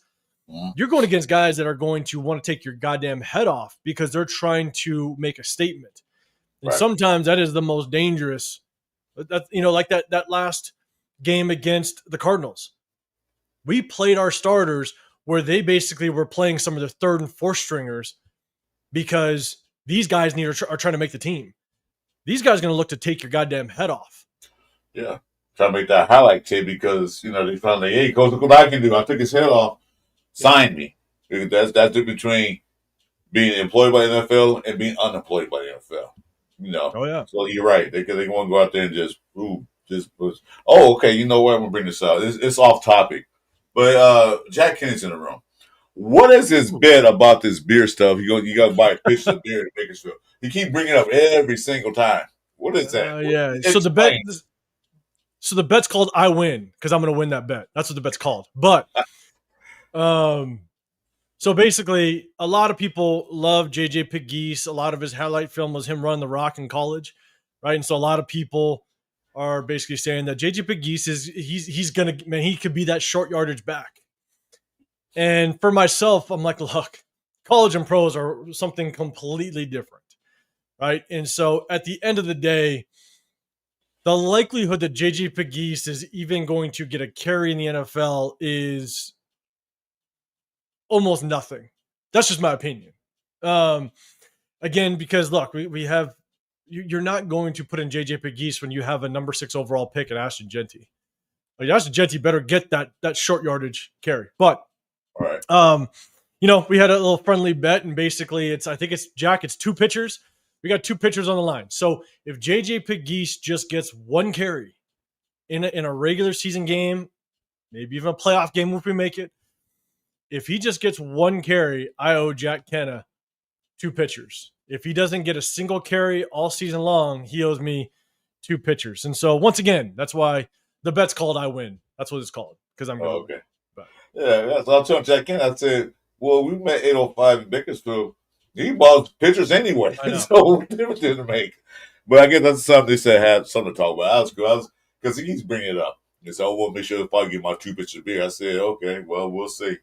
I don't know if I'm gonna get my 2 pitchers of beer when I go up and see him in Bakersfield again. So yeah, it's gonna be fun. Yeah. It's gonna be fun, and look, like little bets like that are fun because no matter how the season kind of pans out, I'll be watching JJ Pegues when that offense is on the field, making sure he don't step foot on it. I'm gonna laugh my ass off, Jack, and I haven't said this in a chat when I get in the chat with you guys. I'm gonna laugh my ass off if JJ Pegues goes in the game on 3rd and 1, and there's a fullback in front of him, and we fake the handoff to him, and it goes to somebody else. I'm just saying. I'm gonna laugh my ass off. I can see 8-foot tall Jack, man, just stand up out of his chair like, oh yeah, there he goes. That's my 2 pitches of beer. What? They get somebody else like, and they fake the handoff to him, and it's like a quarterback and pass boot back the other way or something. I'm glad he came in. I just want to let the nation know because they see him in the chat, and they probably really don't know exactly how it went down, but that's how it went down. All right, it's gonna be fun. Yeah, there's funny games. Yeah. So somebody got I don't predict scores in the first game. 45-17 is like really, really, really too much. I don't think that's going to happen. It could. We can win 45-17, possibly, Good. but I don't think that's going to happen. But anyway, so defensive line, linebackers, I think we're solid with that. Do you agree or no? Because I think we're better than last year's total room this year than we were last year. Before, I don't know if I answered your first question about Tonka Hemingway, and I actually think Tonka Hemingway yeah. is. I think he's gonna be a very, very good rotational piece this year. He showed flashes again, like you said. It's against second and third stringers, but like again, anytime a rookie can flash is great, you know.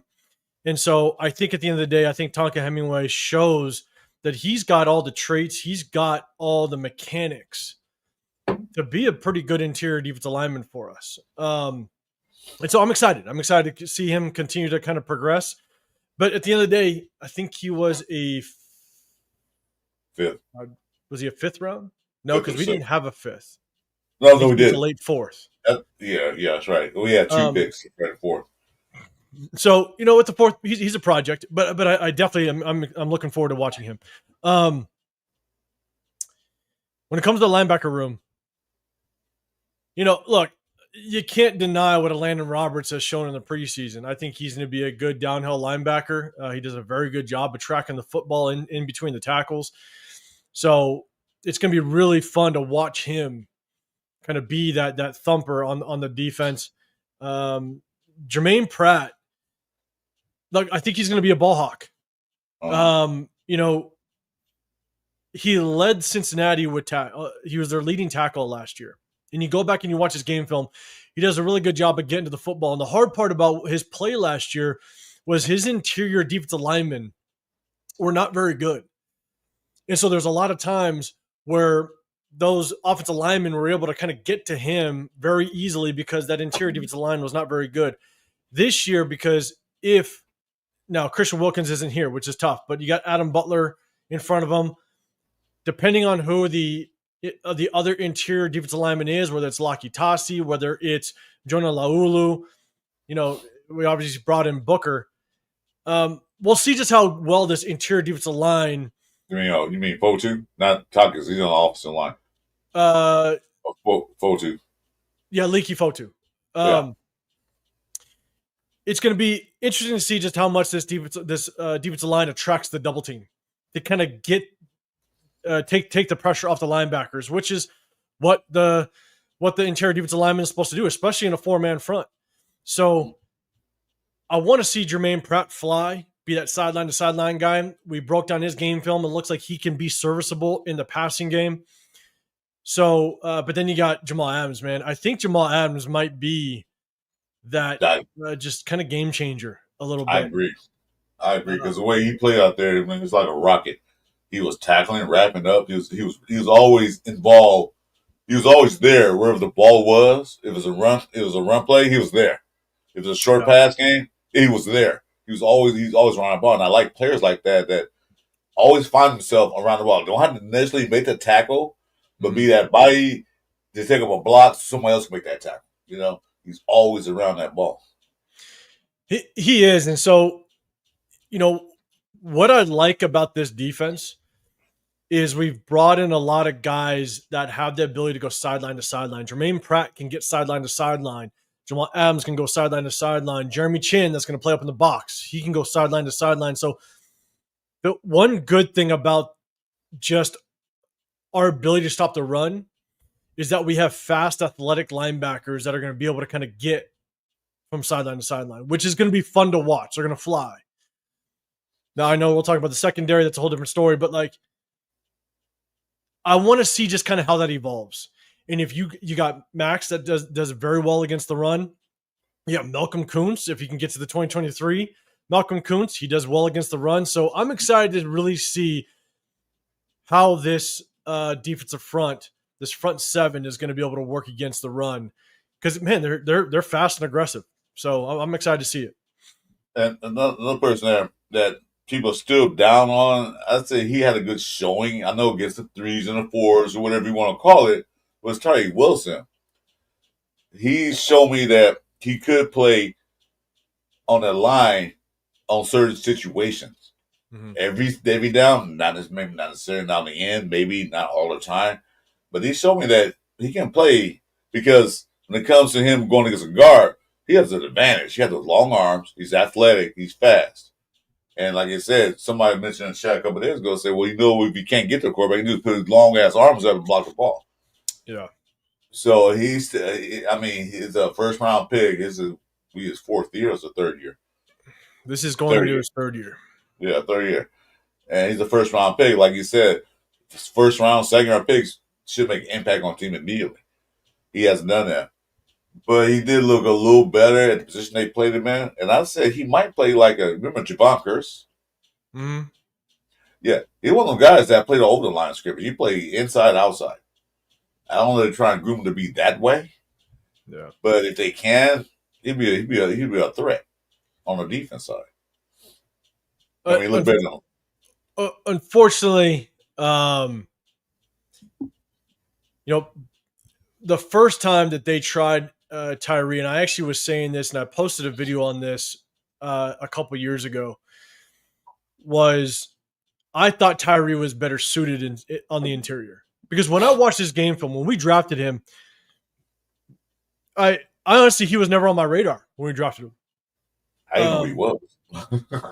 He wasn't on my radar because we had Chandler Jones at the time.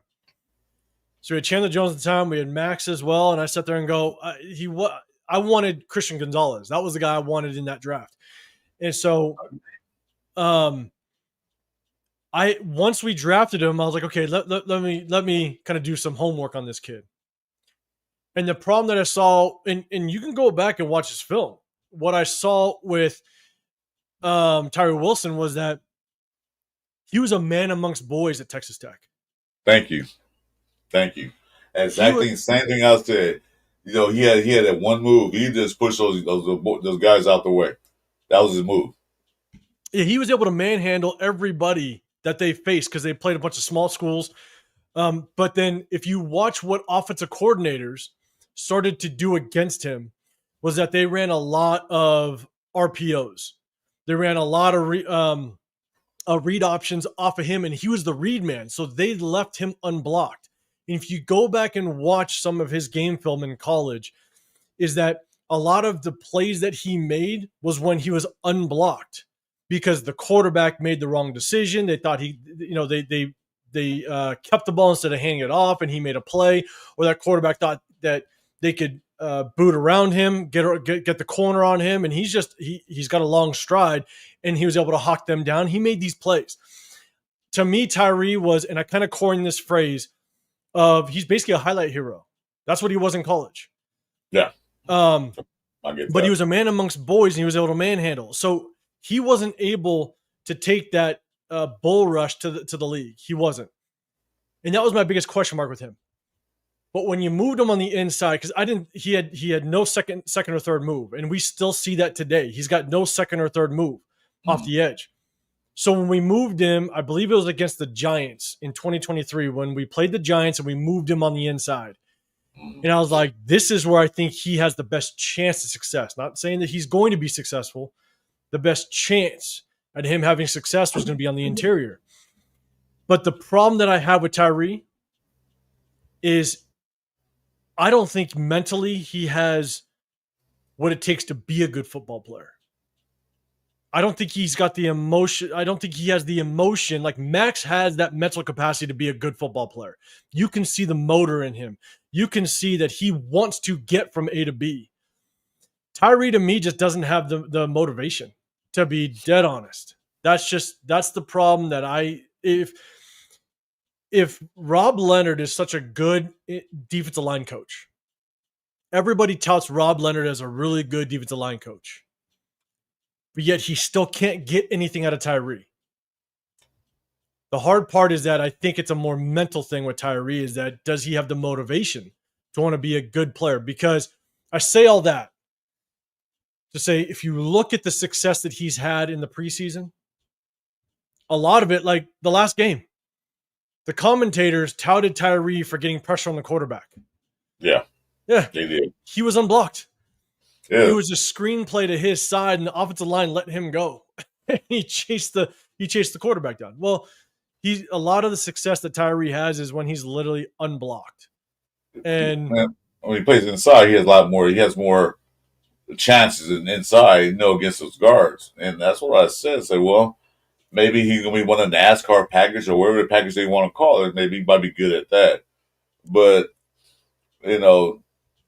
it's a point that he could work with. He had a chance to work with Max for 3 years to teach him some skills and teach him a better attitude. Because, like you said, sometimes he didn't want to play football. Sometimes out there, even that I watched some of the practice on some of the practice. He's out there just going through the motions. Yeah.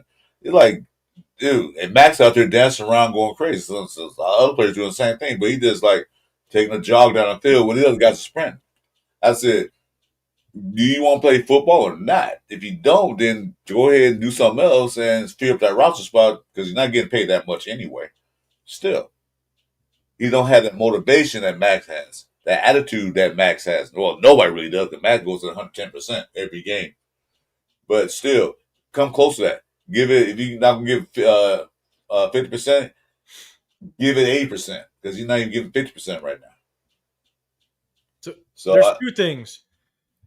There's two things that caught my attention because there was stuff that just wasn't. It didn't feel right with Tyree, and I wasn't sure what it was. Was it the injury? And again, because I've played the game for a long time, I've coached it for a long time. There's things that stand out to me in game film, and there was one moment back in that 2023 season that it caught my eye. And if you remember, we played the Lions. We played the Lions in the 2023 season. That was the game that basically fired Josh McDaniels. And so we got our ass handed to us against the Lions, and Josh McDaniels was fired. But if you remember, Amik Robertson picked off the ball, and I can't remember if he ran it back for 6 or not, but he picked off the ball. And when you intercept the ball, when you have a turnover, what does the defense do right now? They all run to the opposite end zone and they do a whole photo op thing, right? The whole entire defensive team goes and gathers up in the opposite end zone and they all celebrate, right? Well, Amik Robertson picked off the football, started to run it back. The closest defender to Amik Robertson when he picked off the football was Tyree Wilson. The entire defense ran to that end zone and got together to get in front of the camera. And because I go look at the All-22. I watched the All-22 great film breakdown where it gives you that sky view, that eagle eye view. Mm-hmm. And Tyree Wilson was the only defender that didn't meet everybody in the end zone. Really? But yet he was the closest defender to Amik Robertson when he intercepted the football. So he could have met Amik Robertson, the first one, if he was excited, if he was pumped for that turnover, if he was excited for his teammate. He could have been the first defender next to Amik Robertson celebrating with him. And what did he do? He jogged towards him and he started to exit the football field. I didn't even notice that. I'm glad you pointed that out. And to me, that was the first moment I was like, holy shit, I don't know if this guy even is enjoying what he's doing. And then the second one was just this past offseason. If Tyree Wilson wants to improve his craft, if he wants to get better at what he's doing, I could care less what profession you're in. If there's big moments throughout the year that can make a massive difference in your performance, you put that on the calendar, right? I don't care what profession you're in. He didn't attend the SAC Summit this year. He didn't go to the SAC Summit where Max Crosby is, where Von Miller is, where I'm blanking on the guy's name, the edge rusher for the Saints. But you're gonna be able to perfect and improve your craft with some of the best pass rushers in the National Football League and guys prior. Yeah. And you didn't attend it.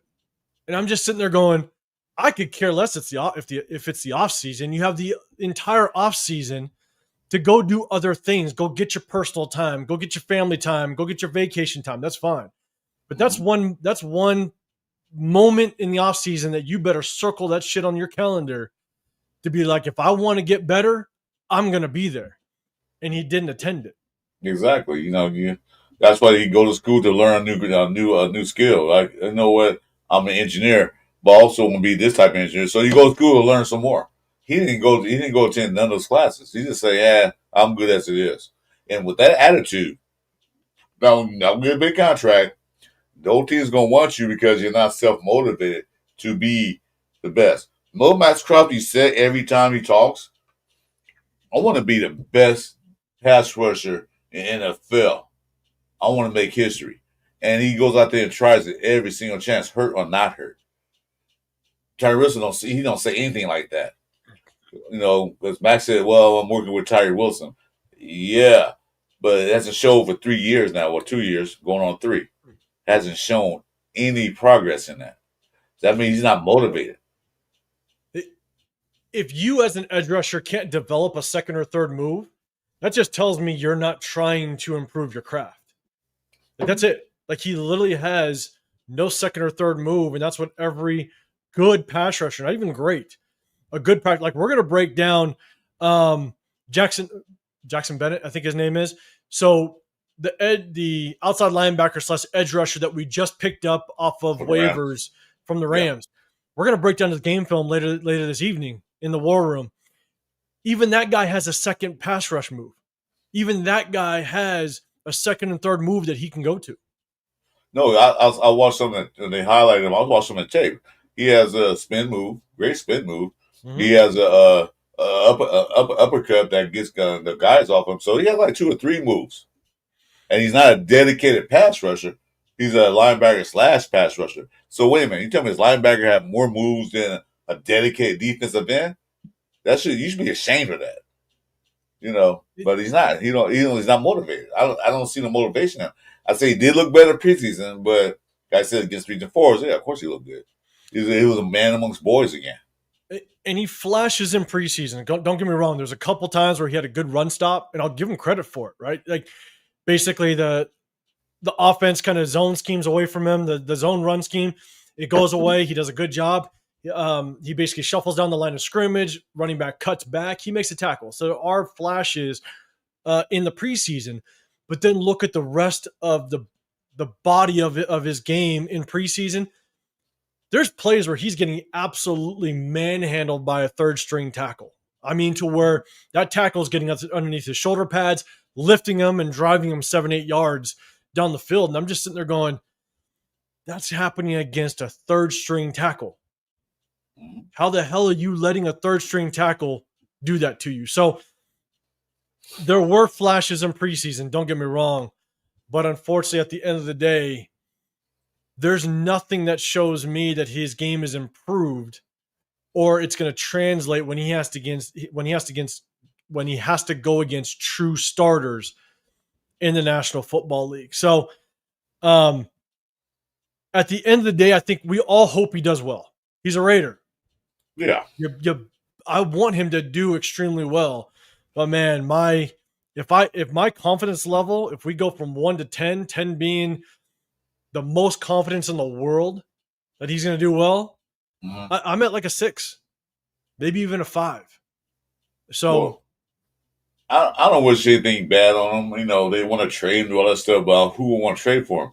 My thing is like, when you're a key part, you're part of this defense. Show us something. Do something.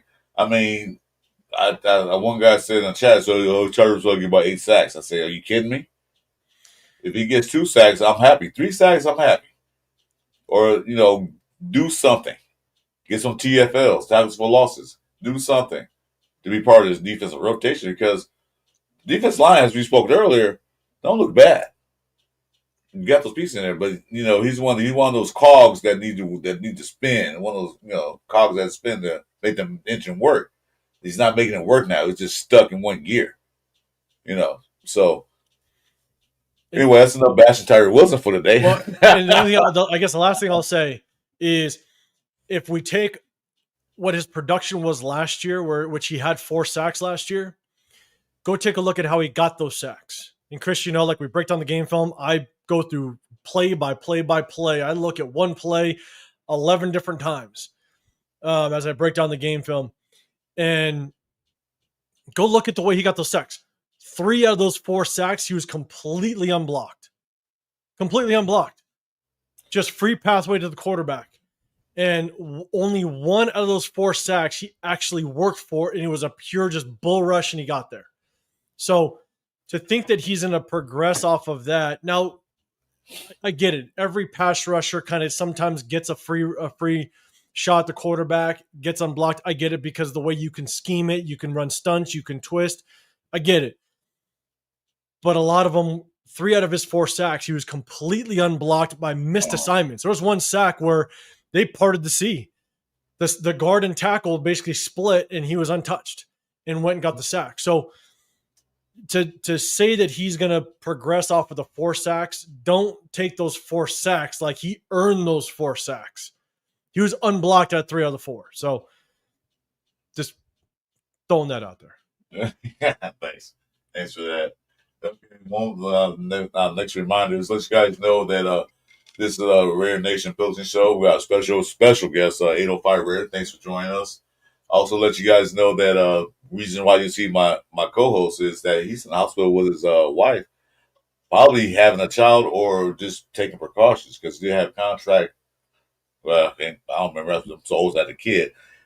What do they call that? Contracts? Was it? Contractions. Contraction. There you go. So it's been a while since I had a kid, so I don't remember those terms.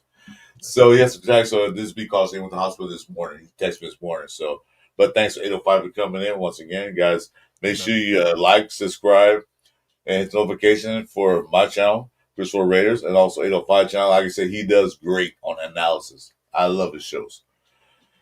So, do you want to kick this horse down the road, or do we want to talk about secondary? Because we don't have to talk about secondary. We already know what's up. Man, I'm an open book, man. Let me know. I'm game for whatever you want to talk about. I think we touched on it. We didn't touch about the offense. We talked about Genty, people that won 1,600 yards and 15 touchdowns. Is that out of the question? What do you think? I mean, that's what they're saying. Obviously, it's all predicated off the offensive line. I don't care what kind of running back you are, because I'm a big advocate for building the trenches. I think the success of a running back has a lot to do with how good your offensive line is. You look at that last preseason game. Was it the last one? Maybe the one before that. No, the one before that. The 49er one. Genty, everybody was like, oh, Genty's kind of getting into it, right? But the thing is that I think it was 4 or 5 out of his 7 carries, he was untouched until the second level. He was untouched until 4 yards downfield. If you can do that for any running back, I could care less. You could put Zamir White back there, and Zamir White's gonna do a decent job. We're gonna talk about him too in a minute, but yeah, So I'm a big proponent, because here's the thing: the running back position is I say this. I see Jason in the chat, man. Good luck, brother. There you go, brother. Yeah, man. There's certain positions on the offense that I call complementary positions. The running back's one of them. If you don't have a good offensive line as a running back, good luck having success. I could care less how good you are, unless you're Derrick Henry. Or Barry Sanders. Or Barry Sanders. Yes, 100%. So, and same with the receiver. A receiver, you could be as good as you want to be, but if you have a quarterback that can't get you the football, you're going to have a rough season. And so there's certain positions that are complementary. Right. And the running back is one of them. So a lot of Genty's success is going to be predicated off of how good our offensive line is. Also, you could say a running back, you also need to have a good passing game for a running back to potentially have success. Because if you don't have a good passing game, then guess what? Defenses are just going to crowd the box. Stack that box up. Yeah, exactly. They're going to come at you.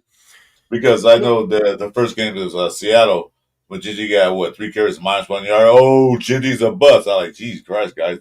If you look at the game, the offensive line wasn't blocking. They didn't block for him at all. By the time Genty got the ball, this is already in the backfield. But then the second game, Genty's great now. He gets 600 yards. Okay, well, then because they had better blocking in that second game. If the line can't make holes or open up pathways for him to run, he's going to be able to run. I don't care if he can break tackles, you're still going to get tackled for a 2-yard gain. So if the line blocks for him, if the passing game is working, where the defense got to set back, that they might go deep. You can't put A in the box because we got that guy Thornton over there, and you got Brock Bowers over here. We can't, put A in the box. So that's where he probably get most of his runs from, when the defense backs off, when it's a threat that Geno Smith can go downfield. Yeah. Oh, yeah. And here's the thing. With Genty specifically, right? You pick him at number 6 overall. And when we picked Genty at number 6, I said, you better prioritize this offensive line. So let's hope this offensive line works out. And because if the existing offensive line does not work out, and Caleb Rogers doesn't work out, Charles Grant doesn't work out, then it's going to be a rough season. But you pick Genty knowing that he needs at number 6 with the intention that he's good enough to create his own plays, right? You want him to break tackles. One of the biggest things that I look for when I'm looking at running backs is how is their ability to make the first man miss. I want a running back that can make the first man miss, and not by just running him over and now you're falling for yards. I want him, like, if you remember Josh Jacobs, anytime that he could catch the edge, if it was him one-on-one with a linebacker or a corner, 9 times out of 10, he's gonna make that man miss. Yeah, he wins, yeah. And he doesn't make him miss by breaking an arm tackle and all of a sudden now he's just falling for a couple extra yards. He makes him miss, and now he's running for an extra 10, 15 yards. That's what you want at a running back. Their number one objective is to make the first man miss.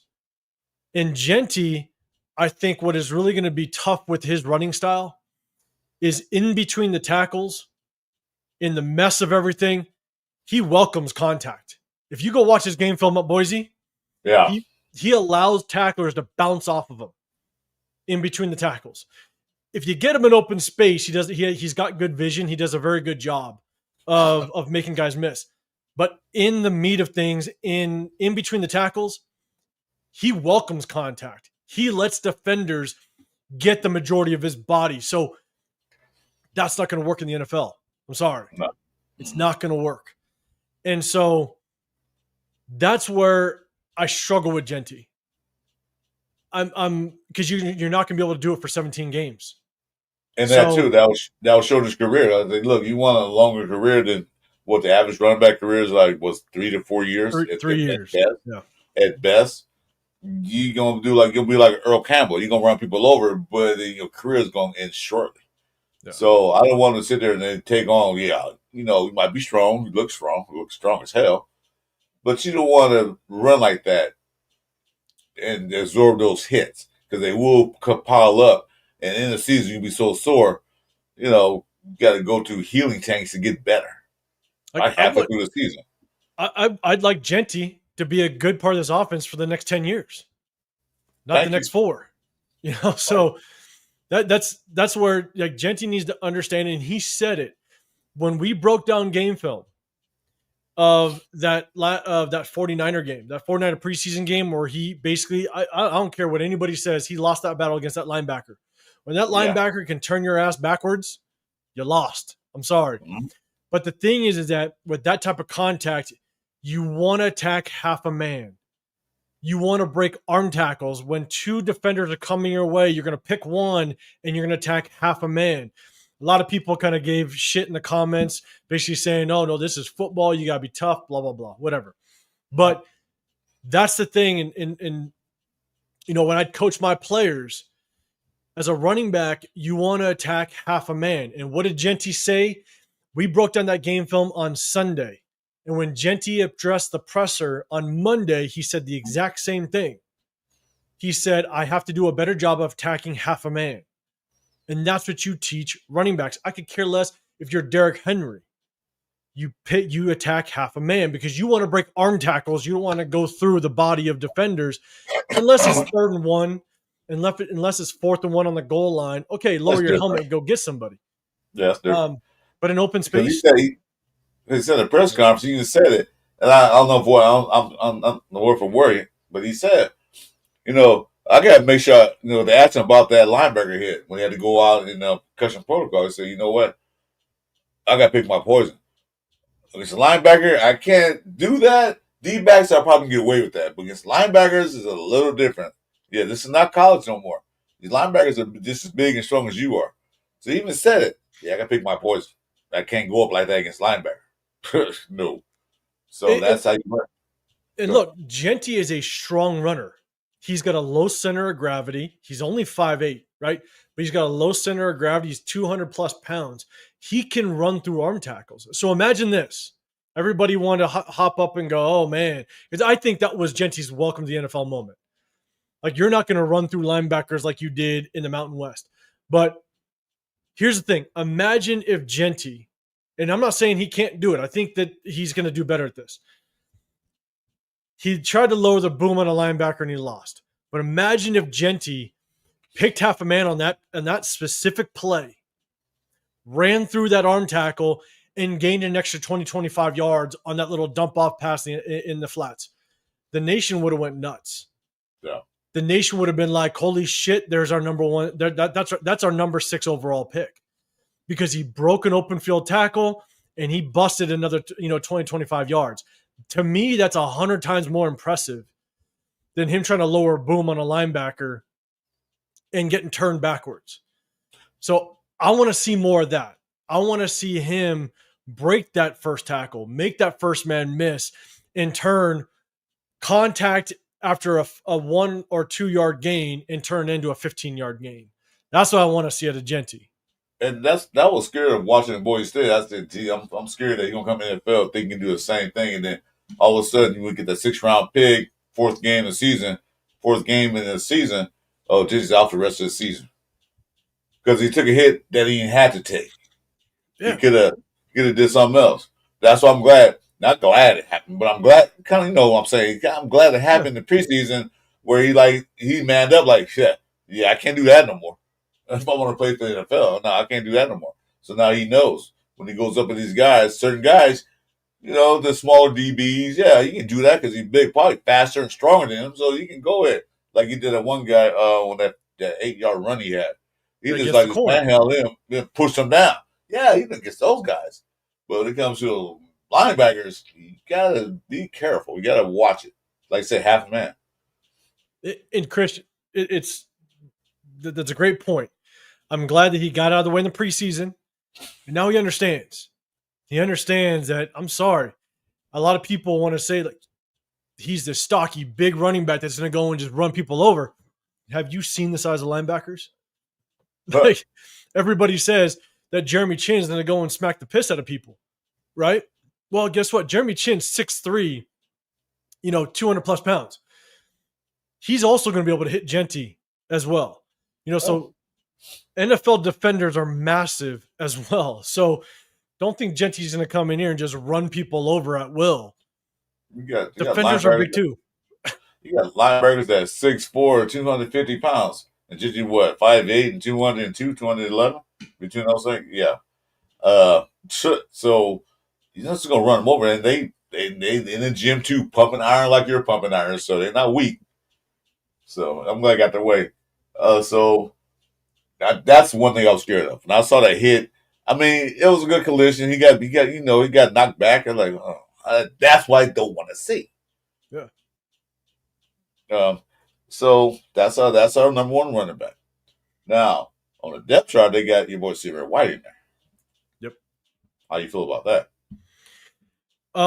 I've said in the past, and I broke down. I had a video that kind of broke down all the position groups, and this was when this was after the draft, and we knew that the 90 plus players that were entering training camp.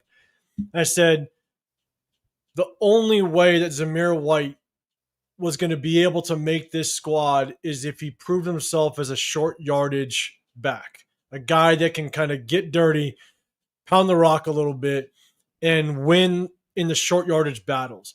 Now, never did I say he was going to do it.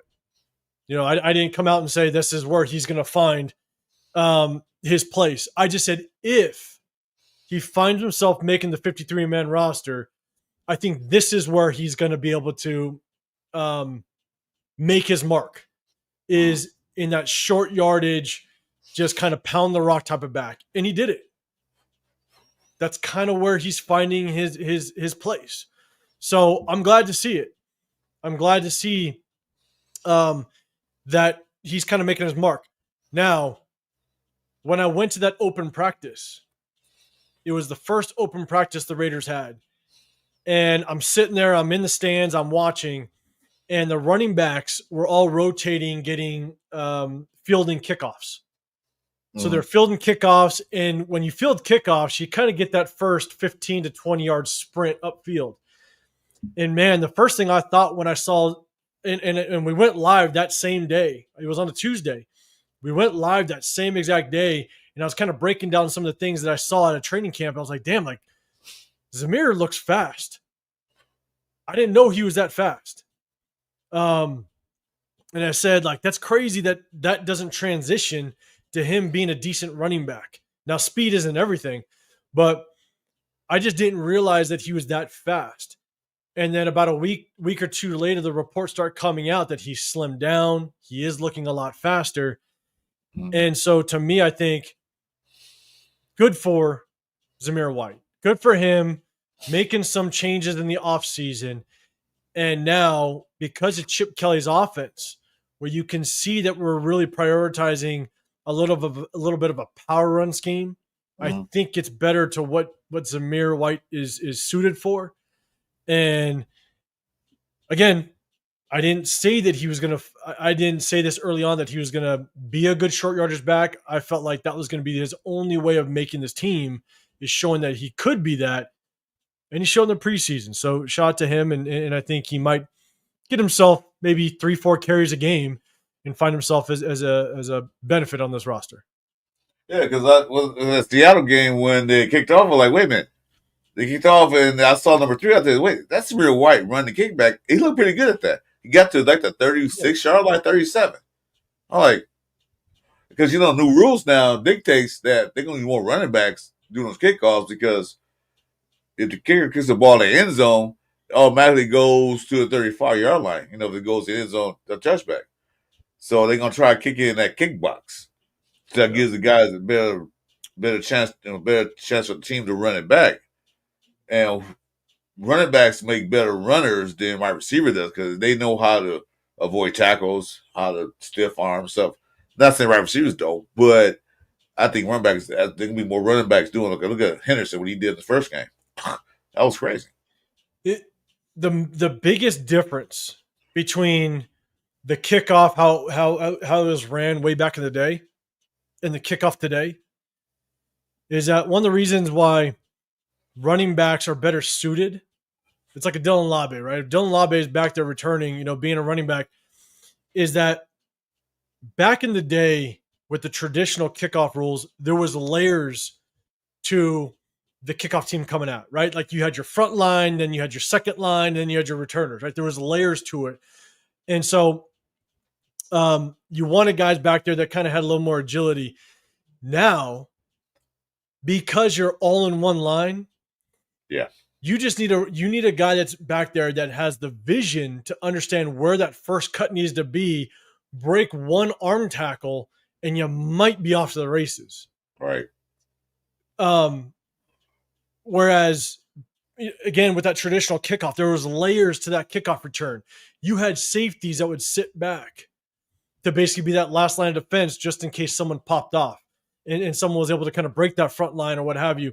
And so now with the way it's set up now, it's more, I guess, catered to the running back, to where you got to have that vision to understand where that running lane is, but you also need that ability. Just break that one or two arm tackles and you're off to the races, where running backs are more geared towards that, where receivers, not so much, a little more light, a little more lightweight, and you may not be able to break that arm tackle. And so, just the new kickoff rule, man, like you just got to break that initial front line. That first line, yeah. It's the same thing. Off the races. When they play offense, once they break that first line, getting that second line or that second defense, they're gone. Because, the smaller guys, well, that's right, it's all on one line. So once they break that line, they're gone. Because back in the day, the way that kickoffs, because you had such a long way to go from where you start to where that for that initial contact's going to be, you would basically try to pin a returner to one side, and then whatever kick return team is on the opposite, you got 2-3 guys that are basically running over to kind of be that safety blanket, right? So there was layers to a kickoff return. Yeah. Nowadays, the layers are gone. Yeah, it's just one line. Yeah, it's like offensive line, the offensive line setup. Like this is defensive line. That's what he set up. So you got that running back who can make cuts, break tackles. It's dangerous. It is. That's why you'll see more running backs kind of returning kickoffs, here and there. So okay. Well, I appreciate. I do have to do something today. Family business. Yeah. My wife told me I'm only gonna be on the show like a couple hours. Okay, so it's at that point I'm gonna get the phone call in a minute. Where yeah, we gotta do this. So hey, family first. Yeah, I hate to leave the room. I got 33 people in the room. I appreciate you guys coming and joining me.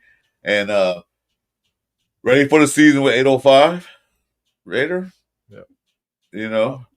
Any thoughts or any last thoughts? Oh, your show's tonight at what time?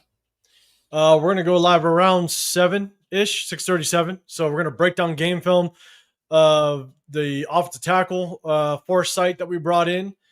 So we're going to break down game film of him, and we're also going to break down game film of the new outside linebacker / edge rusher that we brought in as well. So we'll break down the game film, talk a little bit about the upcoming game this week 1. But, the one thing I'll end it with is... Wait, hold on. Oh, Jeff wants to do an 8-hour marathon show right now. Oh, shit. Of course he does. Well, of course he does. You know what, Jeff, I promised you that I got to try to jump on with you. I got about another hour and a half left, man. Jeff, if you want to set up a live, I'll jump on with you the next hour and a half. Jeff. I'm sorry. I'm sorry. I have to go. My wife's all right. She already texted me right now and said, "What time we finish?" Well, I got to go. So, Jeff, you let me know because I got I got some more beers to finish. You just shoot me a link, man, and I'll definitely jump on with you. I'll leave it with this: this game one against the Patriots is going to be all about adjustments. This is going to be all about who coaches better than the other. Point blank, period. Because it is as close to an even match as possible.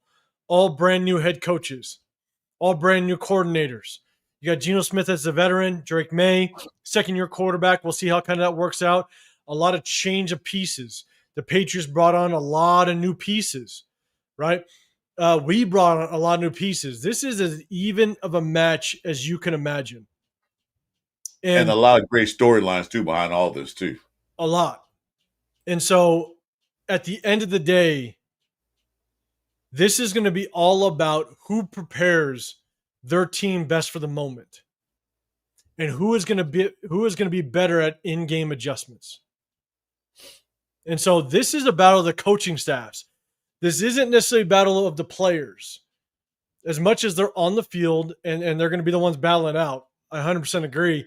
But this is going to be all about who better prepared their team for the moment and who is going to better prepare and be better at the adjustments in-game. In my opinion. Give me a minute, Bill. I'm gonna call Wednesday. I got to drink another beer with you, man. That was a good point. So it's not gonna end right now because I'm drinking another beer. Jeff just pissed me off. Oh, shit. Let me get another beer. I'm having another beer with you. I enjoy this. Yeah, I think it's gonna be about the coaching adjustments. What they're gonna do? What the because we're pretty much like it's even Steven. The only thing, there's a few differences, and between the players we got and the players they got. But it's basically the same thing. New system, new coaches. They got a good running back. They got our linebacker, and our one of our safeties. They got no, no. They cut Marcus Epps. Yeah, they cut Epps. Yeah, they cut the Epps. They moved on from him. Yeah, so it's gonna be a battle of the coaches more than the players. It is, to be dead honest with you. Like that's the hard part. I'll give you guys a little bit I'll give you guys a little bit of background of myself, right? Like, so I was mainly a defensive coordinator. I did coach offense. I was offensive coordinator for 6 years, but out of my 23 years of coaching this game, I started my career. I'm gonna crack open a new one with you, man. I started at the youth level because I started coaching the youth level when I was actually coaching in high school, because my youngest brother was playing youth. So I'd literally walk from my high school practice to walk down to help my dad coach my youngest brother in youth football. But then I moved to the high school level, and then I coached in both California and Texas. And so majority of the time I was a defensive coordinator, but I did coach 6 years as OC as well. So I was defensive coordinator the majority of my years. The very first game was always a little bit difficult for me, and I had to kind of get out of that. I had to get out of that. I don't know what you want to call it. My first 6-7 years of coaching, there was teams that would kind of put up points on me a little bit. And the biggest thing about that first game is you don't have the game film to go off of. You don't know what these coaches are going to do. You don't know what Josh McDaniels wants to do with Drake May, because it's the first year. You have no game film on it. You don't know what Josh McDaniels wants to do with that backfield between Travion Henderson and Ramondre Stevenson. You don't know what he's going to do with Stephon Diggs. And they don't know what Chip Kelly's going to do with Geno. And so it's all about in-game adjustments. It's all about what that second half is going to bring. And I think that's the hardest part. Is for me, I had to kind of get out of that just stink of that first game. That offense would put up 21 to 24 points on me my first handful of years coaching as a defensive coordinator, because I needed to get better at in-game adjustments. As my time went on, I did much better, but that's what I had to kind of work on. And it's because you don't have that game film. I'll be dead honest. If there's anybody, like one of the guys that gets in my chat, LA Raider, he's a guy from my hometown. He knows how much I've coached back in my hometown. You got a lot of the guys that I coached with back in the day, not only in California, but in Texas. Don't let me get on some game film. If you give me a couple games of game film, I'm going to find your tendency. I'm going to figure out what you give me on that game film. One of the things that that taught me a very valuable lesson back in the day was I noticed that he was the right tackle. The right tackle, every time he would dig his right foot just a little bit. I swear to you, he would get in his stance and he'd tweak his right heel just a little bit. It was always run. Always. And so what I did was I caught it on the game film. And so I would tell my left defensive end, watch his heel. If he twitches his heel, we would have a rhino call, which was R for run. It was a rhino call, rhino. And every single time it was a run. And so the thing is that give me game film and I'm going to find out your tendency. But that's the hard part about game one. Game one, you don't know, especially if it's a brand new offensive coordinator, defensive coordinator, brand new coaching staff, brand new personnel. It's very tough. And so this first game is going to be all about the coaching staffs. And we got good coaches. Mike Vrabel, good coach. Good coach. I want him. For Pete Carroll. I said, let's get Vrabel. But out on the last game of the Patriots season, when they fired Mayo, there's Vrabel. He's gone already. Yeah. We know it's going to happen. Josh McDaniels, they say good offensive coordinator. I think he was more about Tom Brady, but neither here nor there. But Josh McDaniels, good OC. So we have our side, good head coach out of Pete Carroll, good offensive coordinator with Chip Kelly. It's going to be all about the in-game adjustments.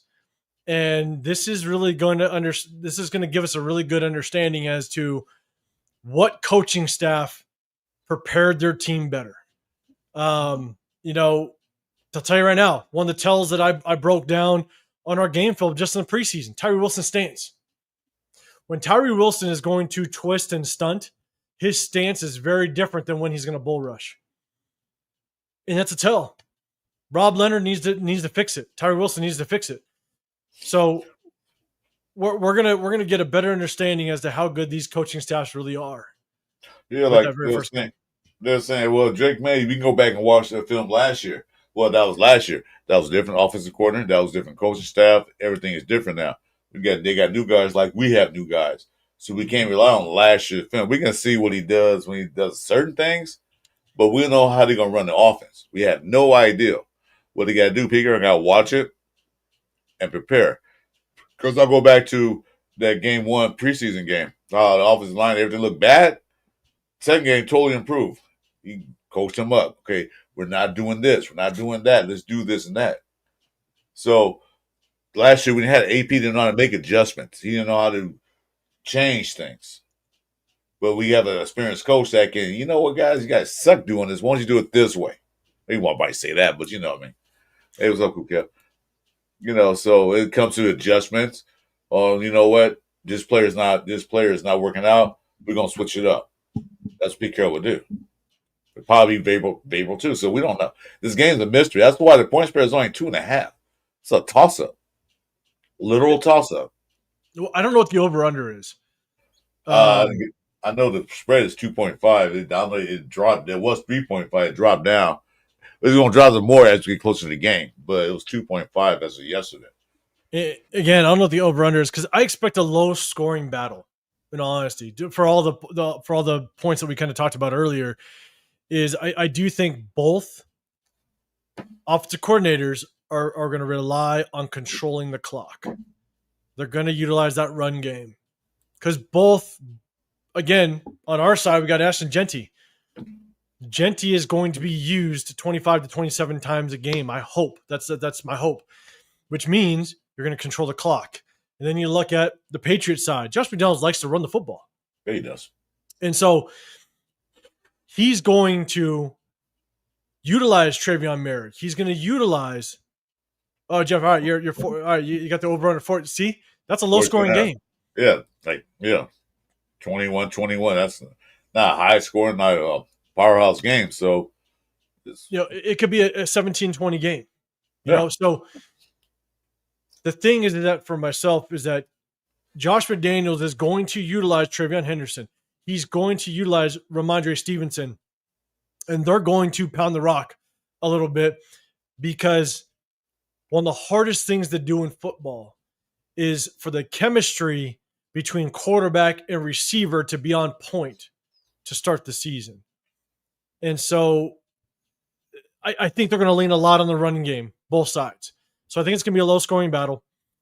But, man, that second half is going to tell us a lot. And I want to see this second half adjustment really determine who's going to outcoach who. That's going to be the fun part. Your beer buddy asked the question. We were talking about that earlier, but if you want to answer this question, I don't think it was in the chat. He asked you to pick up Jarrell Peppers, so I'll let you go with that. I think, we talked about it earlier, but Jack, for me, it's if we do pick him up, I think it's depth, but I also think that the depth that we currently have it doesn't really emulate what our starters do, right? A Jamal Adams, a Jeremy Chin, everybody that's behind Jamal Adams and Jeremy Chin, more box style safeties. Obviously, Jamal Adams is more of a linebacker or being utilized as that role. I think because of Patrick Graham's history with Jabril Peppers, it makes sense to bring him in because he can emulate with what some of our starters can do. If he steps on the football field, I don't know how much of an impact he's going to have. Like that, he was cut from the Patriots.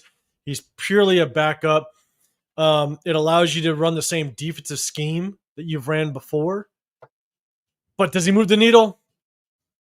I really don't think so. So it makes sense if we brought him in, but I'm not excited about the pickup. Please be careful not to broadcast our players' tendency because people are watching. Good point, but we don't know what they're gonna do. Big say, Watch may he sneak in a few runs himself. Yeah, so Geno Smith. So he's not not a slow quarterback. He's not a running quarterback, but if he need to run, he can't run. He did that before in the past. So yeah, that was funny. I will say with that comment, Chris, like the general. Yeah. I appreciate you giving us that much clout to think that people are actually listening. So Yeah, no, that's funny. I said, yeah, we know ins and outs Appreciate about the Raiders. We're in the building right now on our side offices, man, while the Raiders out there practicing. So we know it ins and outs. I know. That's great. Thanks for the comment, bro. Appreciate it. Oh, well. So, yeah, bro. Yeah, like I said, the game's a toss-up. I mean, 2.5 points is nothing. That's less than a field goal. That's So, a toss-up.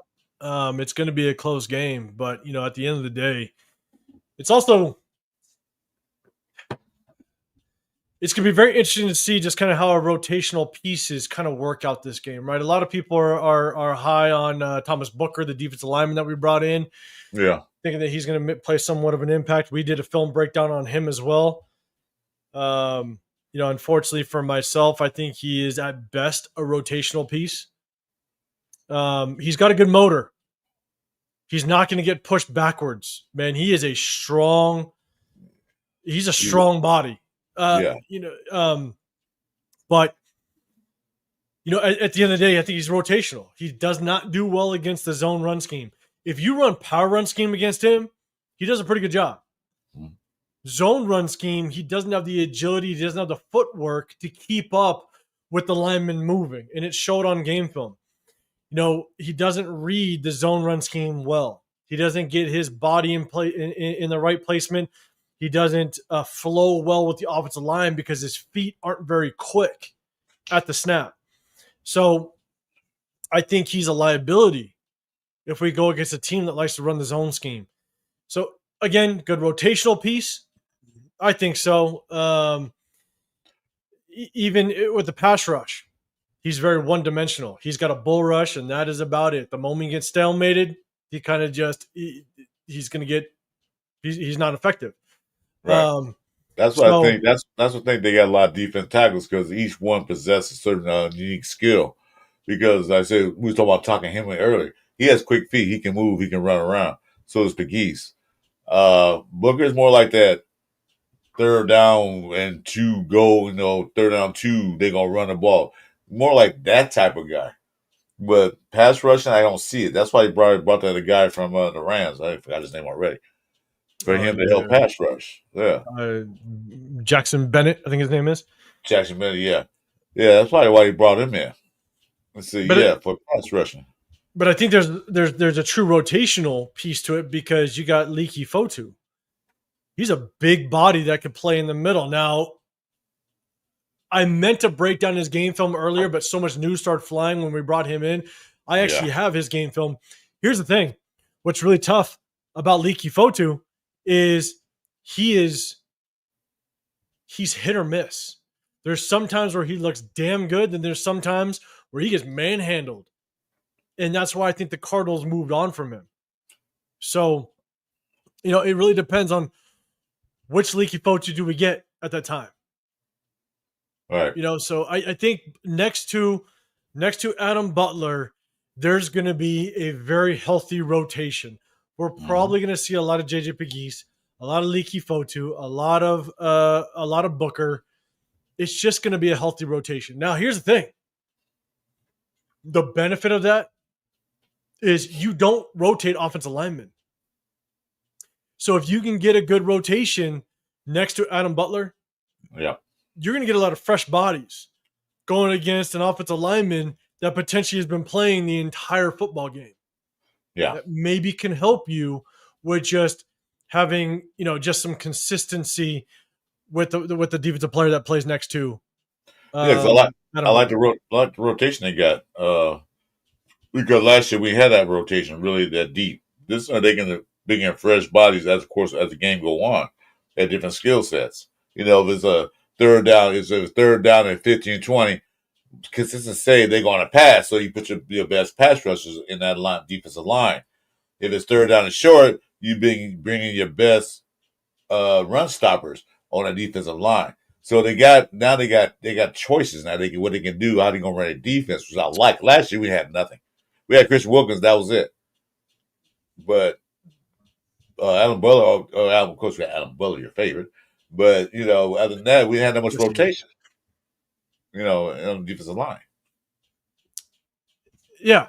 So that's what I hope that this rotation brings on the defensive line is you're bringing fresh bodies. You know what I'm saying? It's like if you can kind of look at it as either a boxer's mentality or a MMA mentality, right? Yeah. Imagine if there's an MMA guy or a boxer that has to fight the entire all the rounds, but you can bring someone fresh every single round. That's something that this Patrick Graham, Robbie Leonard, you can get a solid rotation in there. Yeah. So, because what's the main focus of the offense? Run, wear the defense down. Run, wear defense down. Where defense they're tired. They can't pass rush. They can't do anything. We can just run over them. So we keep rotating the bodies. Give the guy a breather. They give him a chance to okay, I'm ready to go back in. The rotation I like. Because last year our biggest problem was we didn't have a ball control offense. So defense go out there. Okay, stop them. They punt it. We got the ball back. Defense go on the sidelines. As soon as they sit down, drink their Gatorade, what they drink, all right, guys, you're up. We just sat down. We can't watch the tape or anything. And then they get tired. They get tired quicker because we didn't have no rotation. Now we do. But that's what I like about this. What they did in the offseason and the draft, they got rotational guys. They do have rotational guys. And here's the thing: is I don't know if I could share the screen. I'll have some fun. Just pull it up. I'll pull it up. We're gonna have some fun.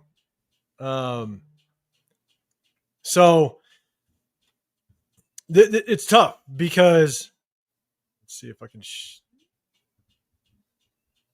And I'll do it real quick because I don't want YouTube to mess around with it. Okay. This is what you might get a leaky photo, right? So he's down here. He's right here, right over the center. You might get this at a leaky photo, and you see this quite a bit on the film. Is watch him. And I'm only going to show just a little bit because I don't want YouTube to get pissed off. Is watch him. He kind of just gets pushed out the way. Really no effort, really no move to kind of get the hands off of him. And he just kind of gets moved down the line of scrimmage. Yeah. And unfortunately, that's kind of what you see out of him. Now, he shows flashes, and I'll stop sharing. Okay. Again, I don't want YouTube to mess with us. You show some flashes in the game film, but also consistently what you see is he gets washed down very easily. And at 6'5", 300+ pounds, man, you would just hope that he would have just a better push, a better ability to maintain the line of scrimmage. So if he's the starter next to Adam Butler, man, I hope we get a good rotation going. Yeah, because that's it. That's on the run play, right? Yep. I'm just worried about when they do passing because can he get in the backfield? I see other guys think he can do better getting in the backfield than he can. I mean, he's a big dude. He probably can stuff the line when they run between the guards. But if they run outside pockets and stuff like that, the film just show like, yeah, you got to do better than that. You got to break that and get in the backfield to disrupt that outside run. He didn't do that. But he didn't do that. And there's a lot of times where, honestly, the effort's not there. There's also plenty of times where the effort's not there and he takes the easy way out. Sometimes you see that with offensive linemen. I saw that with Thomas Booker a lot. Because Thomas Booker, sometimes he's a little bit lazy once that lineman gets position on him and he doesn't fight his way through it. He just gives up, huh? And he takes the easy path, which is horrible in the zone run scheme because it creates distance. It creates distance between you and your next defender, and it creates running lanes. And that's the hard part. That's the hard part about offensive linemen D linemen that just don't have that motor. Unfortunately. So man, I just hope we have a really good rotation on the defensive line, and we keep guys fresh. If you can beat up on an offensive lineman that's played the entire game, they gonna get tired just as quick as you do. They don't get tired. Yeah, I hope that's the case. But like I said, it's gonna be a battle of the coaches this game. Maybe the third, fourth game, then you'll see your stars starting to shine more. You see the offense picking it up and doing what they can do best. Defense same way. But this game is so evenly matched that the coaches got to make the game. They got to make the right decision. And I'm glad we got a coach that can make a decision and make adjustments. No knock on AP. This is his first year. But the thing with AP, he didn't come up the ranks. He just came a linebacker coach to head coach. He didn't come up the ranks. So he didn't have the mentality to be a coach. We got one who's been a coach for, 50 years, I guess. I don't know how long he's been a coach, but he's been a coach for a while. And it's funny when we talked about AP. We can talk about AP for a second. We'd have fun with it. Go ahead. When it came to AP, what was really tough was I did a video because a lot of people were talking about Jim Harbaugh and AP. Now Jim Harbaugh didn't even come for an interview, so I don't even know if that was even an option. But with AP, if we wanted to bring on AP, I posted a video on my channel, basically the good, the bad, the ugly. That was kind of the title of it. Because there's the good, the bad, the ugly with Antonio Pierce. The good, players coach. The good, he was going to come in and have that Raider mentality, which we always loved. The bad is that he had zero experience. He was going to be raw. You had to be patient with him. The ugly is that he was going to get outcoached throughout the season. He was going to. It's point blank period. Like, you've never been a head coach before. And a lot of people compared him to Dan Campbell. The steps that Dan Campbell took to be a head coach was very different from AP. Dan Campbell was an assistant head coach to Sean Payton. Yeah. He was an interim head coach in Miami. Like, he had some experience, and he went through the process of being a head coach properly. Whereas AP was just kind of given the job because I honestly think Mark Davis had some regret with Rich Bisaccia because of the way the McDaniels situation played out. And so he wanted to give AP maybe a little bit of a chance because, man, that last Chargers game where we put up 63 points, I don't know how that fan base went nuts. He saw the pitchforks and the torches at the gate. He's like, I better make that decision again. Yeah. So, but if we were to bring on AP, you had to be patient, and it was the worst thing that could have happened to AP with all the injuries that happened that year. It was the worst thing that could have happened to AP. And I'm not saying AP would have been a good head coach. I'm not saying that, but what I'm saying is that I think AP just got dealt a shitty hand with all the injuries that he went through to start that season. You start the season with Colton Miller basically not having an off season. You're starting not even starting two rookies. You started DJ Glaze, a rookie. JPJ took 3 games to even kind of step foot on the season. You had injuries left and right in the quarterback room. You had the issues with Devonta Adams. Yeah, all that. It sucked. Yeah, but on top of that, I don't think him and Telesco's on the same page anyway. Because Telesco wanted to hire his own coach, but they allowed him to know this is a coach. You just come being GM, so I don't think Telesco didn't like that. Yeah, he's gonna bring his own guys in. So I don't think they're on the same page. Like these guys are, like Spytek and Carroll. They're on the same page. I agree, and I also think, man, I just don't know if AP was given kind of a different outlook because I don't think we ever knew what AP's actual contract was, and so I I don't know if AP thought he had time, even Tom Telesco. Telesco And did. Telesco thought he had time. I don't think AP yeah, thought he did, but I think Telesco thought, he even said, like, I thought I'd be here for a few years. It didn't work out that way. But I know. Oh man, we're gonna do a deeper dive. Let's do this because I had 2 cups of coffee, 2 beers. Let me go use the restroom real quick. And I'm gonna come absolutely, back dude. and we're gonna keep talking because this is a good topic, man. Okay. I'll be right back. You say what's up to the chat, man. I'll be right back. Great. Hey, so listen, I know the chat a little bit. See, Pigs. Yeah, you know what, Pigs? We were talking about that earlier. I don't know if you're in the chat. I want to see him too. He look a little better in that third preseason game than the second one. I think, like we were saying, that he just worried that he wants to play football this year. He didn't want to re-injured or get injured again because you get that back in your mind. I never had ACL tear or anything. I never had a broken bone in my body. Knock on wood.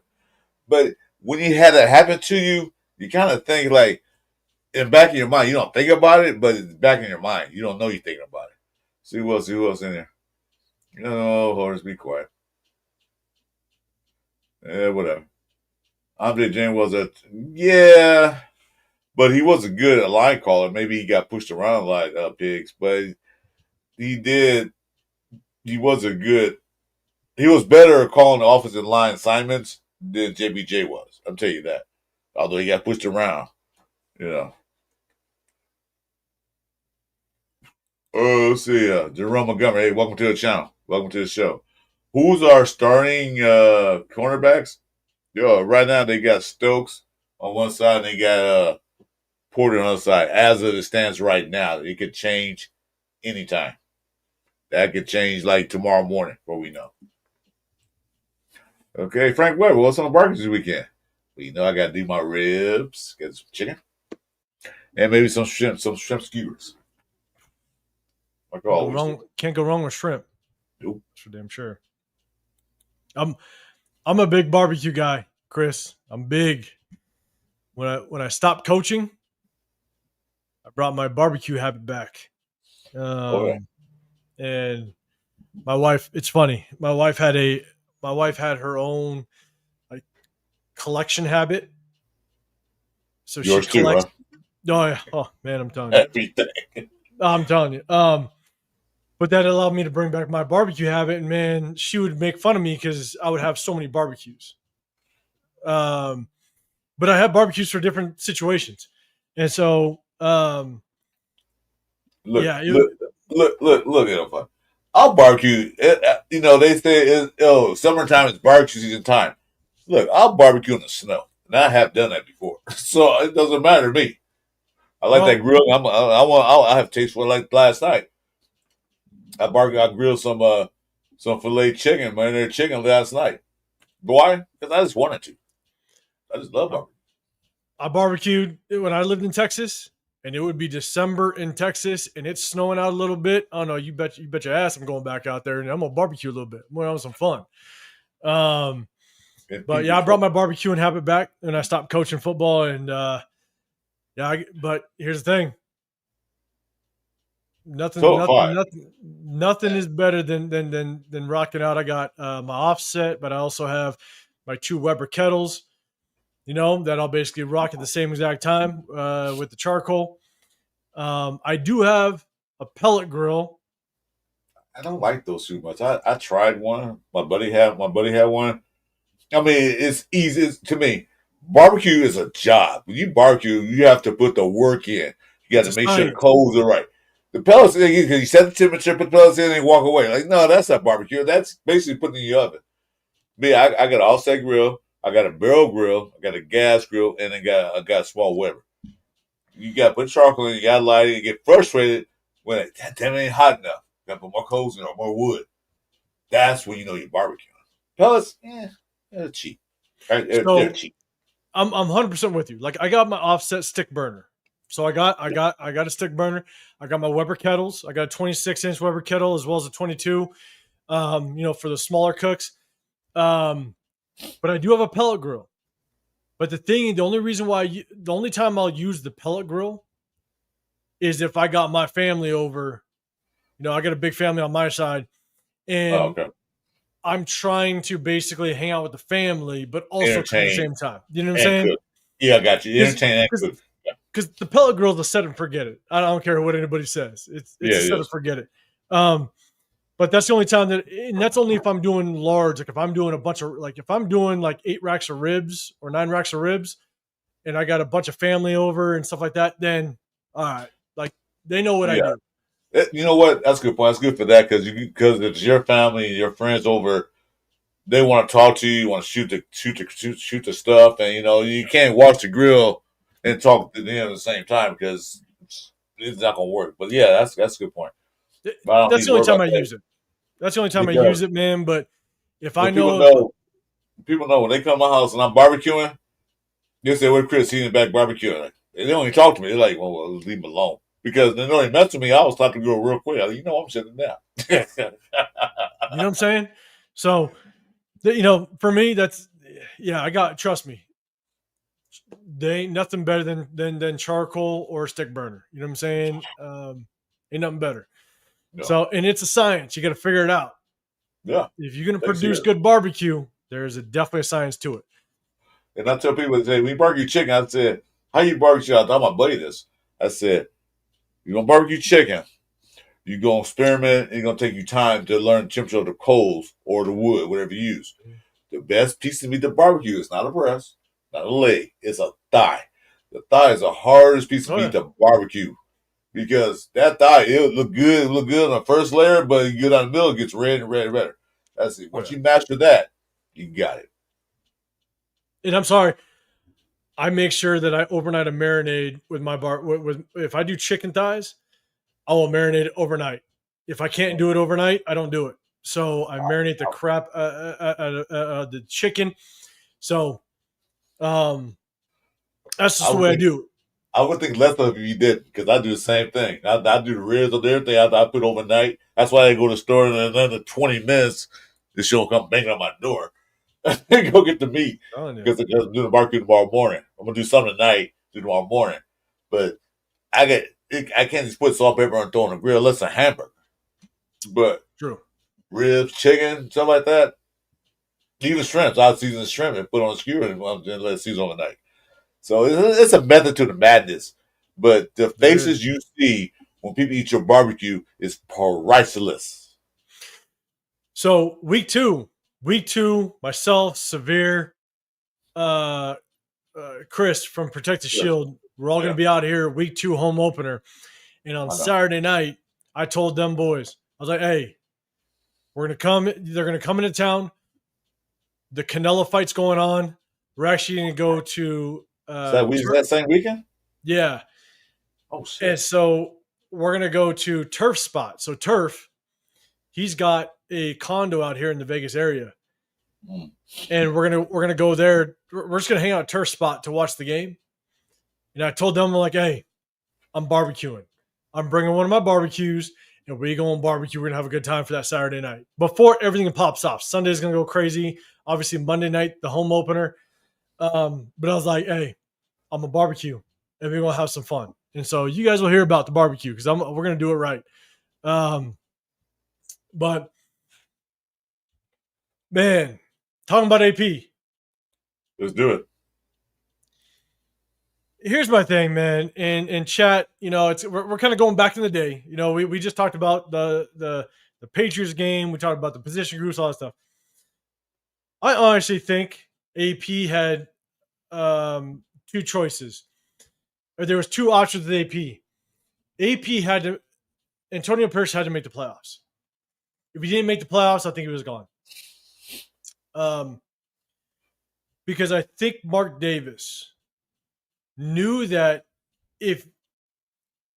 with what happened with Josh McDaniels, if you bring in a brand new head coach, if you don't take the interim head coach on, right? AP did not take the proper steps to becoming a head coach. So, in my opinion, if Mark Davis knew if you bring on Antonio Pierce, you could walk away from him after this year or that first year. If he didn't make the playoffs, You move on, and you know that Tom Brady is going to become part owner. I think he was going to lean on Tom Brady to what that next step was going to be, and we saw it. Antonio Pierce didn't make the playoffs. Didn't get close to it.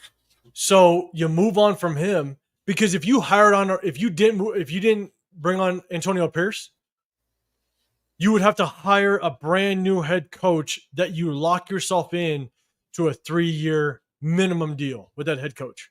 You're locked in. I think they were waiting for Ben Johnson, in my opinion. Yeah, I knew they were. And I don't think Ben Johnson had any intent on coming here because, one, didn't have a quarterback, and he's in the Raiders dysfunctional because we went to Chicago, right? Yep. They had Caleb Williams, a brand new rookie quarterback. He probably work and mold. We didn't have that. We had AOC, yeah, but AOC is a 1980s quarterback, the pocket quarterback. He's not one of those guys. So I don't think he was coming here. And people talk about we should have got Harbaugh originally. Remember this. Harbaugh said the team he want to go to before he signed with the Chargers. He said he want to go to Chicago Bears to be the head coach. He said nothing about the Raiders. He didn't even come here for an interview. He didn't answer the phone when they probably called him. You're like, I'm not going there. He already has his mind made up where he's going. He went to Chicago, or I think it was another team, I forgot. But he went to the Chargers because they got everything in place. They already got their quarterback, and the defense was decent, was good. They got Khalil Mack and Bosa at the time and all that stuff. So he didn't have to do a whole lot to get his team winning again. Coming to the Raiders, you have to do a hell of a lot. Because all you had was Max Crosby, Devontae Adams, Jacoby Myers, Colton Miller. That's a good start, but you got to build up. Yeah, no good quarterbacks play. We had no running back play because the idiot got rid of Josh Jacobs. So we had to build a whole thing, go from scratch again. Some coaches don't want to come and do that. Some coaches take that challenge and do it, especially in college. They do it all the time. High school, same thing. But in the professional league, your coaching years are not guaranteed to last more than 2 or 3 years if you don't get a team turned around. Because they expect overnight sensation. They expect, our team was 2-15 last year. We want to go playoffs next year. Well, what you got, what's not going to happen in these 2 years? You got 1 year. That's it. That's one of your options. So a lot of head coaches are like, I'm not going there to put this on my resume and I'll go to a bad team and make it worse. No, I'm not going to do that. I'll wait. And here's the thing: is that I understand a lot of people have talked about Tom Brady's going to bring us a championship. I'm really curious because if you look at that situation with Antonio Pierce and Ben Johnson, I'd love to hear what the chat has to say. But question is, what has Tom Brady done so far that has got us closer to a championship or in the steps of becoming a championship team? Like, in my opinion, he's done nothing. Not yet. I don't see anything. I see them making better football decisions because I think Mark Davis decided, like, yeah, you know what? I'm not good at football. He admitted it on camera, admitted everything. He brought football mindset because it's Tom Brady. Don't forget, Richard Seymour's there too as part owner. So he let those guys make football decisions. And for right now, this year, we can't pass judgment yet until we see an actual improvement on who they bring in, what they do, and how they play. So I can't pass judgment because he can't be the owner right after the season ends. So, because here's the thing, right? Like, we rolled the red carpet open for Ben Johnson. We got rid of Antonio Pierce. You even got rid of Tom Telesco. And here's the thing.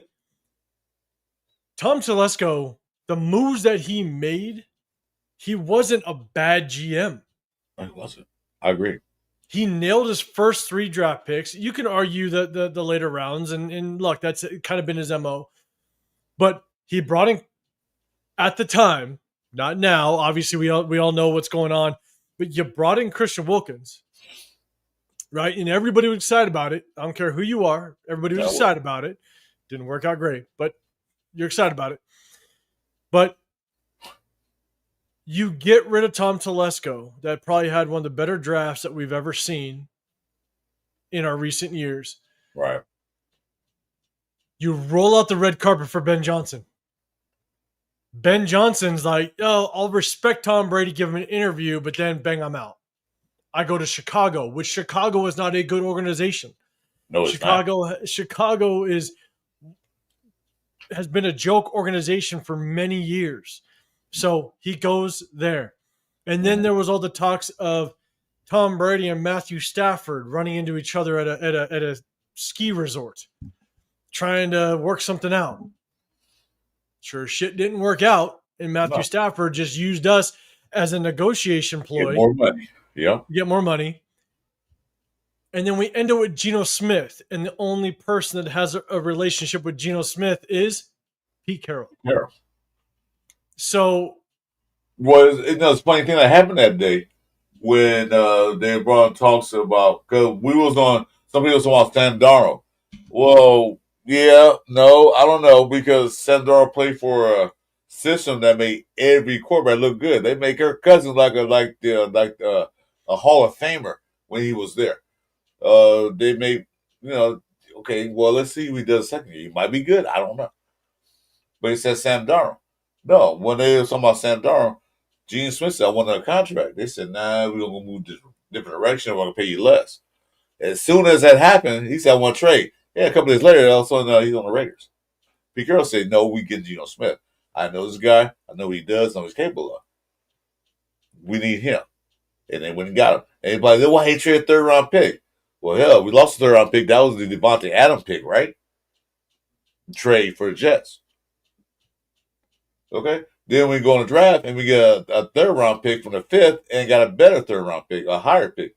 So, we didn't really lose anything. But we got a veteran quarterback now. Because you think AOC or what's the name, Gardner Minshew going to take us to the playoffs? No. Backups at best. They're not starting quality quarterbacks. AOC, I don't think will be a starter in this league. I think he'll be a backup in this league. And look, at the end of the day, Ben Johnson prioritized the quarterback than Tom Brady. So, again, it's trying to think that Tom Brady is going to bring a championship here. He is going to bring financial stability here. He's going to bring his financial asset, like his connections here, in my opinion. I don't know how much of a stamp he's going to make when it comes to the actual roster. Everybody wants to think he's going to, but I just don't see it potentially happening because it hasn't happened thus far. Right quick, why you say that? You know what killed me earlier when Tom Brady was approved for the ownership of the part ownership part ownership of the Raiders? You know what killed me? Oh, Brady's coming to sabotage the Raiders. Why would you say that? Dude took his own money out of his pocket to invest in the Raiders. Yeah. You think he want to lose money? I don't think so. And I'm like, what? Here's the thing: is, no way he's going to sabotage it. But I will say, the Patriots have sabotaged the crap out of us for so long, which is so sad. I'll be honest. Look at the history of what the Bill Belichick, not Tom Brady, but the Bill Belichick Patriots have done to us. Oh, man. It starts with Trent Brown. Trent Brown was the offensive tackle that we brought in. We gave up a fourth round to trade for Trent Brown. And money, too. And Trent Brown did nothing for us. He came in overweight. He was always hurt. But what ended up happening with Trent Brown? We ended up trading Trent Brown back to the Patriots for a fifth. So we lost out on that trade. Not only money, but a draft pick. And he ended up doing well with the Patriots. And then look at the Antonio Brown shit. Oh, God. Antonio Brown. Shit. Okay. So the Steelers knew Antonio Brown always wanted to get to Tom Brady. He always wanted to get to the Patriots. Yeah. And so the Steelers knew that the only team dumb enough to trade for Antonio Brown was the Raiders because John Gruden was vocal that he loved Antonio Brown. And so we traded for Antonio Brown. We got him in the building. He pulled off that stupid helmet situation. That the reason why I knew that was a stupid, just dumb situation with Antonio Brown was because when he got two things. One, when we released him, the day before he was supposed to lose $31 million worth of guaranteed money, there's a video of him running from his kitchen to the backyard doing backflips, excited that he just lost $31 million. And then less than 6 hours later, he's on a plane in New England. Yep. And on the practice field the next day with no helmet issue. Shockingly. No. And then his feet burn. I don't know how that happened. Like I said, that was purposely sabotage. He didn't want to be here. You know, he purposely got in a fight with Mayock to get him on his bad side. Purposely. Like I said, if you look at it. He comes in the training camp. Everybody rides on buses and they cars everything to training camp in Napa Valley. Everybody does that. What he does, he come in like a grandmaster on a hot air balloon. Like he showcasing that he's the one. Like what the? Nobody does that. So he purposely got an argument with Mayock just to get him on his bad side so he could be traded or cut. If you look at that. So you got the Trent Brown issue. You got the Antonio, and I think someone said in the chat, like the tuck rule, right? Like that already screwed us. But like the Trent Brown issue, the AB issue, Antonio Brown basically wanted to get to Tom Brady, so we were the stepping stone to that and screwed us. And then you had the Josh McDaniels thing. Josh McDaniels ends up being the head coach after Rich Bisaccia, after all the craziness that went down. John Gruden getting fired. Riggs, Riggs going down and going and killing somebody on a residential road, crazy. The Damon Arnett situation where he's showing guns on social media and gets cut, and then we win our last 4 out of our 5 games to make the playoffs, and we were 1 play away from beating a team that made it to the Super Bowl out of the Cincinnati Bengals. And we go, Rich Bisaccia, thanks, but no thanks. Hey, bye. And we move on, and we bring in Josh McDaniels from the Patriots organization. And I'm just sitting there going, look, I understand the just PTSD we have from us doing anything as it relates to the connection or tie to the Patriots organization. I get it. But at the end of the day, look, I really don't think Tom Brady is going to win. He's going to bring in this winning culture that's going to all of a sudden change and bring us a championship, because he didn't do a goddamn thing this entire offseason. No, I don't think Brady's here to be that a Patriot way. We're gonna have the Patriot way. Yeah, we tried that, didn't work. Brady's here to invest in the team to make money. You know, if I say you put in $100 in a stock that you know is going to lose, are you going to put $100 in it? No. But say you put money in a stock that's guaranteed to win, you can put your money in that stock because your $100 can turn $200. You think Brady's going to take $100 and turn to $30? No. He's not going to sabotage Raider. But he's going to make some football decision. He's going to talk to Mark Davis and say, that's a bad decision. Don't do that. Because Mark Davis is not a football guy. He's a businessman. Great businessman right now, what he's doing. But he's going to bring his thoughts. Like I said, so Richard Seymour, all guys was like, hey, Mark, no, don't do that again. Let's do this. That's what worries me. This is what worries me with the age of Pete Carroll. Because Pete Carroll is a guy that is going to potentially or hopefully change the culture. But if he's gone, it gets us back into this coaching carousel of we're hoping that Mark Davis makes the right decision. But Mark Davis has proven in the past he's made the wrong decision over and over and over and over again. And let's just take a look at Pete Carroll. Pete Carroll was the best decision because I think that was the only decision we had. Look at all the head coaching vacancies that were out there. There were 7 other head coaching vacancies, and no one wanted Pete Carroll. Look at the Saints. The Saints waited It was for on last day, damn near. they waited for I'm blanking on his name, but the young kid out of the Eagles, being the offensive coordinator, they waited for him to become available. They waited for him because the Eagles made the Super Bowl, right? They waited and waited and waited. No one wanted Pete Carroll as a head coach. No. There were 7 other head coaching vacancies and nobody wanted them. And so to me, it felt like Pete Carroll was our only option. So yeah, it was, but I think it was a better option. I know he's 74. Everybody talk about his age. He don't look like it went through, but we were talking about that. As you get older, all of a sudden today you feel good, tomorrow like, oh shit, I'm in the hospital. I understand that. But for we picked the things we had out there as a head coach and the pick, I think they probably wanted Vrabel, but like I said, right after the Patriots lost that game or won that game, whatever happened, Mayo was fired before people left the parking lot. So they knew they wanted Vrabel. He was out there, so they went and got him. He played for them. He was there. He was there with Brady. So that was it. There goes our coaching carousel. That's it. That's what we wanted. Ben Johnson was never coming here. Okay, anybody said he was never coming here.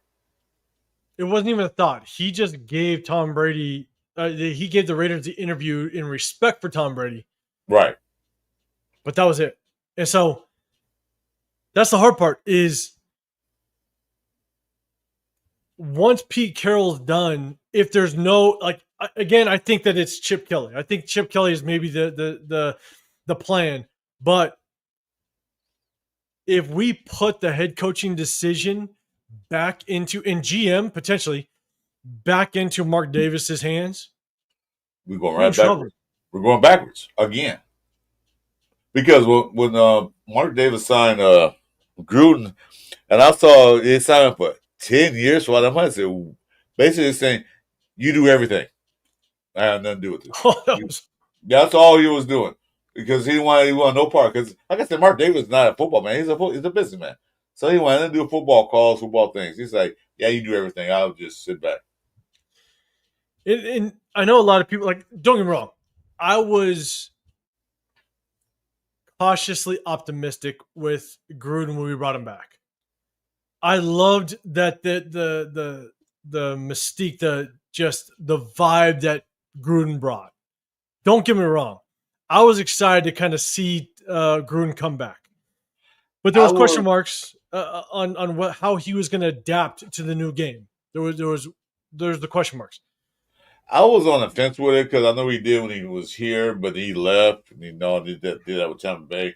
I was like, okay, can you bring that magic back? Yeah.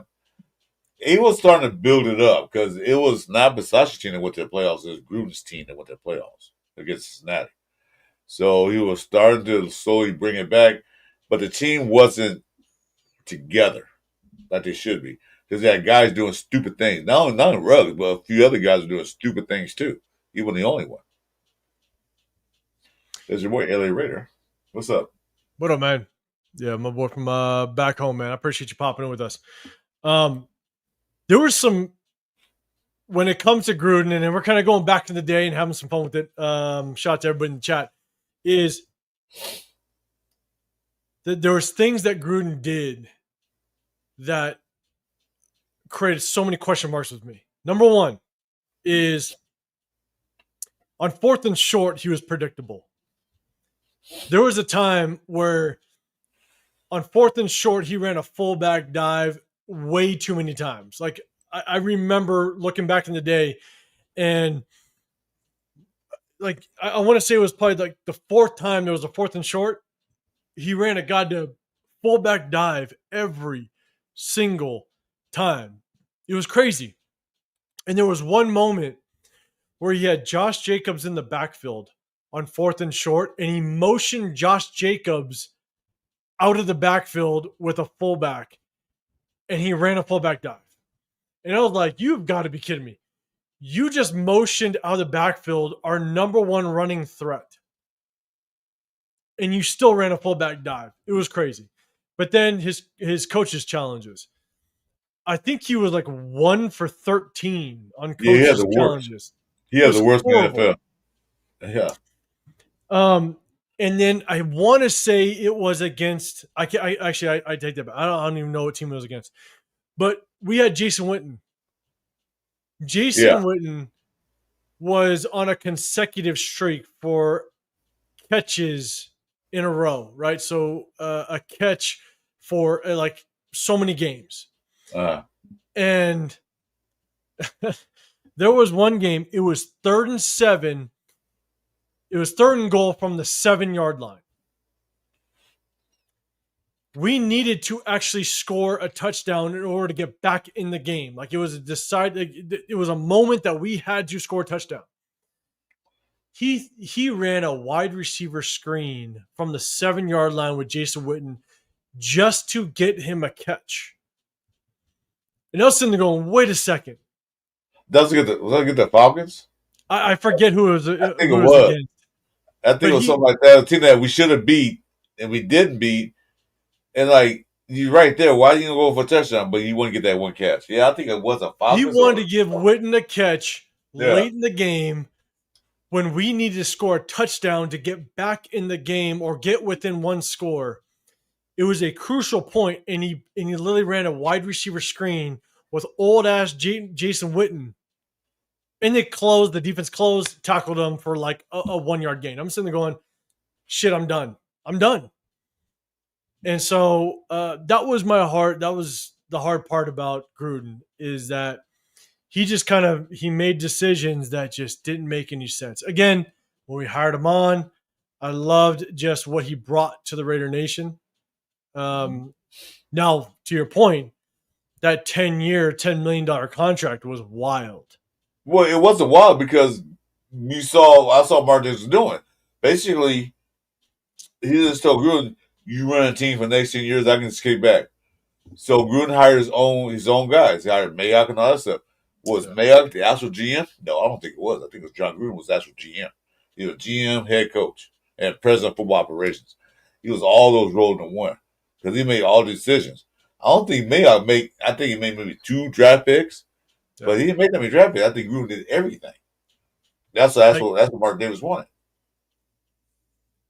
And that's the thing, is we spent so many years doing the process ass backwards. I'm a massive advocate of bringing your GM, and the GM hires the head coach. And we did it ass backwards the last two attempts, right? You brought in John Gruden, and John Gruden brings Mike Mayock. Mike Mayock now answers to John Gruden. So John Gruden's going to do whatever he wants. You know, there was the reports coming out when we hired on Josh McDaniels, and Josh McDaniels brought in Dave Ziegler. Mm-hmm. Dave Ziegler has no pull. And there was the reports that came out that Ziegler wanted to go get C.J. Stroud. Yep. And what happened? McDaniels overruled it. And so there's chains of command. And you want the chain of command to flow properly. Right. And unfortunately, the last 2 times, it didn't happen. You know, so it's just unfortunate. It's unfortunate that that's the route that we've taken over the last, what is it? The last 8 years now, 9 years? It should have been longer than that. But you know what? Like to your point with Telesco and AP, when they had multitudes of quarterbacks out there to pick up, they picked a guy Minshew. That was Telesco's guy. They paid him that money. And AP wanted to start AOC because AOC basically helped AP get that head coaching job. He did. By winning some games. The guys were rallied around him because they were tired of Josh McDaniels' bullshit. Excuse my language. So, Ed O'Connell played well enough to get AP the job, plus my other guys. What AP wanted to start was Ed O'Connell. Because if you watch that press conference when they decided on who's going to be the starting quarterback, if you read the body language of AP, we're going to start guarding Minshew because he gets a fast start. He wasn't excited at all, one bit. Yeah. One bit. So that was that's good decision to start Minchie. But when Mitchell got hurt and El Connor come in, AP got a mic. Said, yeah, got a boy back in there. ALC started. He's kind of more uplifting. So that means tell me that he had no call. He wasn't in full control of the team. That's what seemed like to me. It was always Telesco making those calls. It wasn't, man. I'm telling you, us as Raider fans, and salute to everybody in the chat, we have been on a roller coaster ride for so goddamn long. Because here's the thing: is last 2 years ago, sorry, I came out on my channel, and again, I will tell you when I'm right, and I'll tell you when I'm wrong. Mm-hmm. And I thought it was a better decision to start Minshew to start last year's 2 years ago, start the season, because I thought our defense was going to carry us to the first 3, 4, 5 games. You want a veteran quarterback that understands the moment, that can keep you in games. Which, look, he came out and beat the Ravens, which was good. Yeah. But we didn't know that Malcolm Kuntz was going to go But down. I don't back out. I don't think he meant you beat the Ravens. The defense did. Exactly. Like you're going to rely on that defense, and that's why I liked potentially going with Minshew, because you weren't going to rely on the offense to win you football games. We that 2023 season, man, we were all hyped up on the defense. We thought our defense was going to smash people in the mouth. Yeah. And Malcolm Kuntz goes down. That definitely took a shot to that. But then you look at what we did against the Chargers. That week 1 game against the Chargers, it was a very low scoring game. And we really should have beat the Chargers that week 1 in the 2023 season, except for the 2 long runs that the Chargers had. Mm-hmm. J.K. Dobbins took off for like a 45-yarder. It fell off. Minshew made a couple of mistakes, Yeah, but we were hoping that the defense was going to help us. And so what was so difficult in that season was it kind of goes to the fact that we just had so many injuries to start that season. Colton Miller was not the Colton Miller that could have been. JPJ wasn't starting. It was the horrible decision of starting Cody Whitehair, which goddamn guy. And that's what I say. They didn't create an identity at the start of that season. They didn't create what we're going to be. We're going to be a running team. Well, if you keep telling people we're going to be a running team, which all coaches do, then they're going to worry about the running team because our quarterback play wasn't that good. Yeah. But they didn't create an identity, what we do best. I thought the defense kept us in a lot of games. We lost, 5 games? I think Chewy had mentioned that. We lost 5 games by 7 points or less. 5 games. But why we couldn't win? Because we couldn't score. That was that Getsy picking up. I don't know if AP wanted Getsy or not, but I could get to a benefit of doubt because he blamed everything on Justin Fields. But then Justin Fields go to the Steelers and win 4 out of 6 games. A team that's not known for the quarterback besides Roethlisberger. So it wasn't him. It must have been a bad play calling as you were calling. So that was a decision that the Raiders made that I know they regret. They eventually fired him and the rest of his staff. And we got a little better, but we still weren't good enough. So, and I know it's not the popular take. It's not. And I know that we say that Getsy was awful. I'm not saying Getsy was good. But do you remember the game that against the Broncos? Yeah. Where all of a sudden Brock Bowers was just shut out. And all of us were like, damn it. Like, what? Why? Like, where's Brock Bowers? Crazy part is Luke Getsy actually did a very good job of scheming Brock Bowers open. And we broke down the game film. Gardner Minshew did not pull the trigger. The amount of times that Brock Bowers was actually open in the Broncos game that everybody was like, damn, Brock Bowers disappeared. Luke Getsy did what he was supposed to do.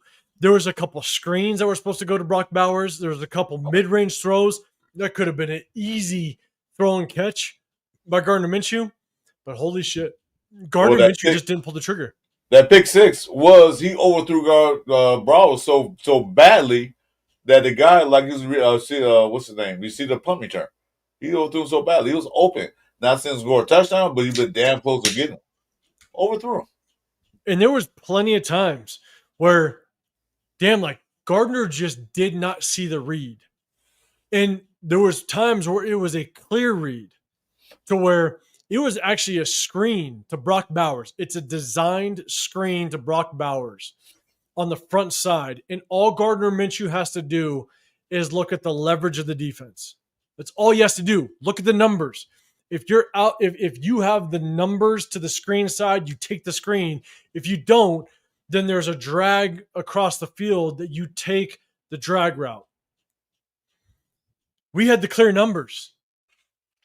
And for some reason, Gardner Minshew looked at the screen. He should have hit Brock Bowers, and Brock Bowers could have literally ripped off a 20, 25-yarder. For some reason, Gardner Minshew pulls off the screen. He looks at it, pulls off the screen, and hits the drag route into three defenders, and a receiver gets killed. Now, could you say that is a coaching point for Luke Getsy? Like, hey, you need to coach the quarterback better. Yes, 100%.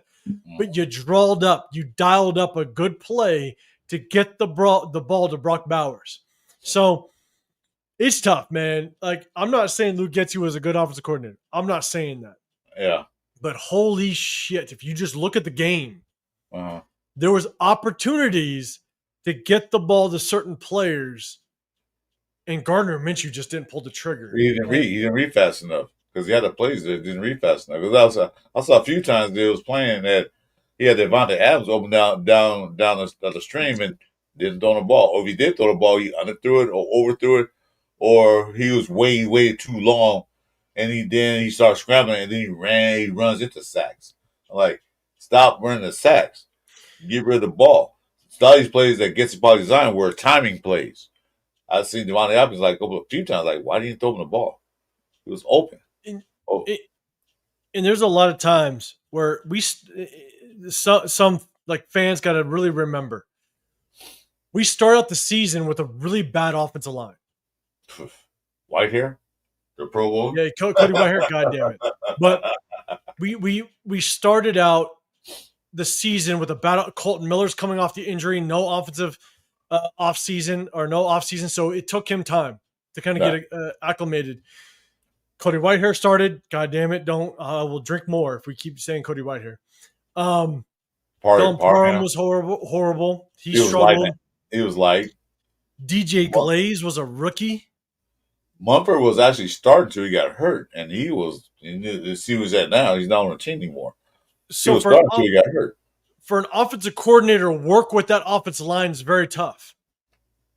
And we continue to rotate the offensive line because of injury. Look at our Cincinnati game. Our Cincinnati game, we lost 3 offensive linemen. That one game. Yeah. Good luck trying to coach up an offense when you're losing that many offensive linemen.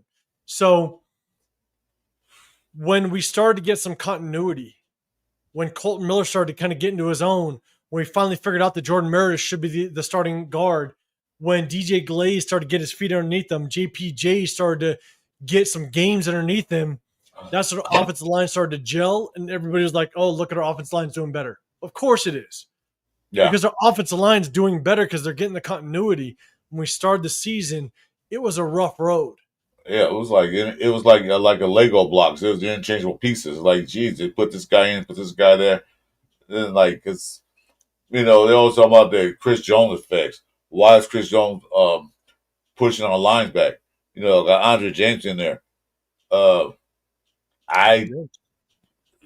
was saying earlier that when he was taking a break, Andre James was he was calling the line pretty decently, but his problem was that he could push back off the block too quick.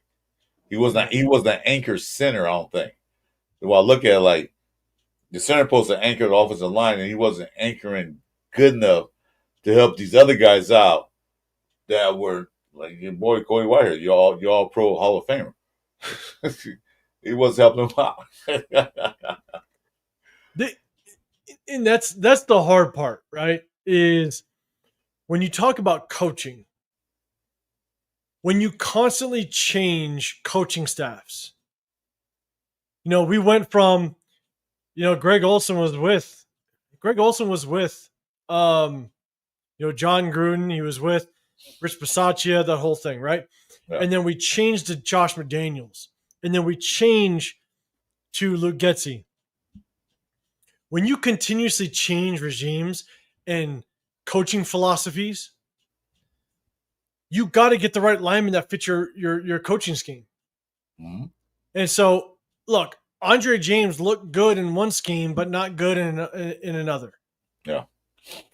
And that's the hard part of constantly changing coaches, is that same personnel that you have on the offense may not translate 100% to the new coaching staff. There's no continuity. There's no togetherness, because one thing about the offensive line, that's why you said earlier that you mentioned, defensive line interchange people. They bring in the defense tackle, take over defense tackle, or defense lineman. Offensive line don't do that. No. They'll bring in an extra guy in, but they won't change the right guard for another right guard unless it's injury. They have to stay together and be kind of, because if you're a right guard, if you're a right guard, you got to know what the center's doing, and you got to know what the right tackle doing, how they play, what they do on that line. I'm not a lineman. Jeff was. He explained that to me. You got to feel like, I know if I do not get this block right on time, I know I got this guy next to me that will. But if you don't have that trust in that guy next to you, it gets kind of hard. But if these guys play together for a while, because I said the offensive line probably get together, gel, like I said, about 4 weeks. They got to gel. They got to play with each other, Because I know back in the old days, I remember I used to watch offensive linemen used to hold hands. I thought it was kind of weird. In the huddle, they used to hold hands for that togetherness, like we're together, we're going to do this. They don't do it now, but they did back in the day. But you got to stay kind of, because that's one part of the football team that's always stayed together is that O-line. They're always together. You can interchange the defense, you can interchange the running backs, wide receivers, quarterback if you want to, deep, all that. You can interchange those guys.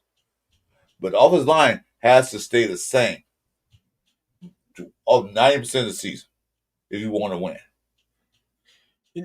And you're as I've said this so much, because the offense takes a lot longer to click than the defense. And when it comes to the offensive line, I say this all the time, you're as good as your weakest link. It takes one bad block to blow up a play. We've seen it. How many times does Max Crosby beat his one man and he blows up the play? Look at that game against the Cardinals, the preseason game. Yeah. All 10, technically 9, not including the quarterback, but all the guys could have made their block. Every single guy in that offense could have made their block for that one running play. It just took that one guy that led Max fucking dominate his ass, and now he's making a play. Tackle for loss. Blew him up. Yeah. You're only as good as your weakest link. And that's why I'm a massive build in the trenches guy. I want to have the meanest offensive line in the National Football League. Agreed. You know what I'm saying? Like, I want to prioritize. That's why, people talk about like bringing in a top tier running back and stuff like that. It's like, no, I'd much rather spend that money on a top tier running back and bring in the best offensive line we possibly can, because you kill two birds with one stone. Not only do you open up holes in running lanes for the running back, but you protect your most prized commodity, which is your quarterback.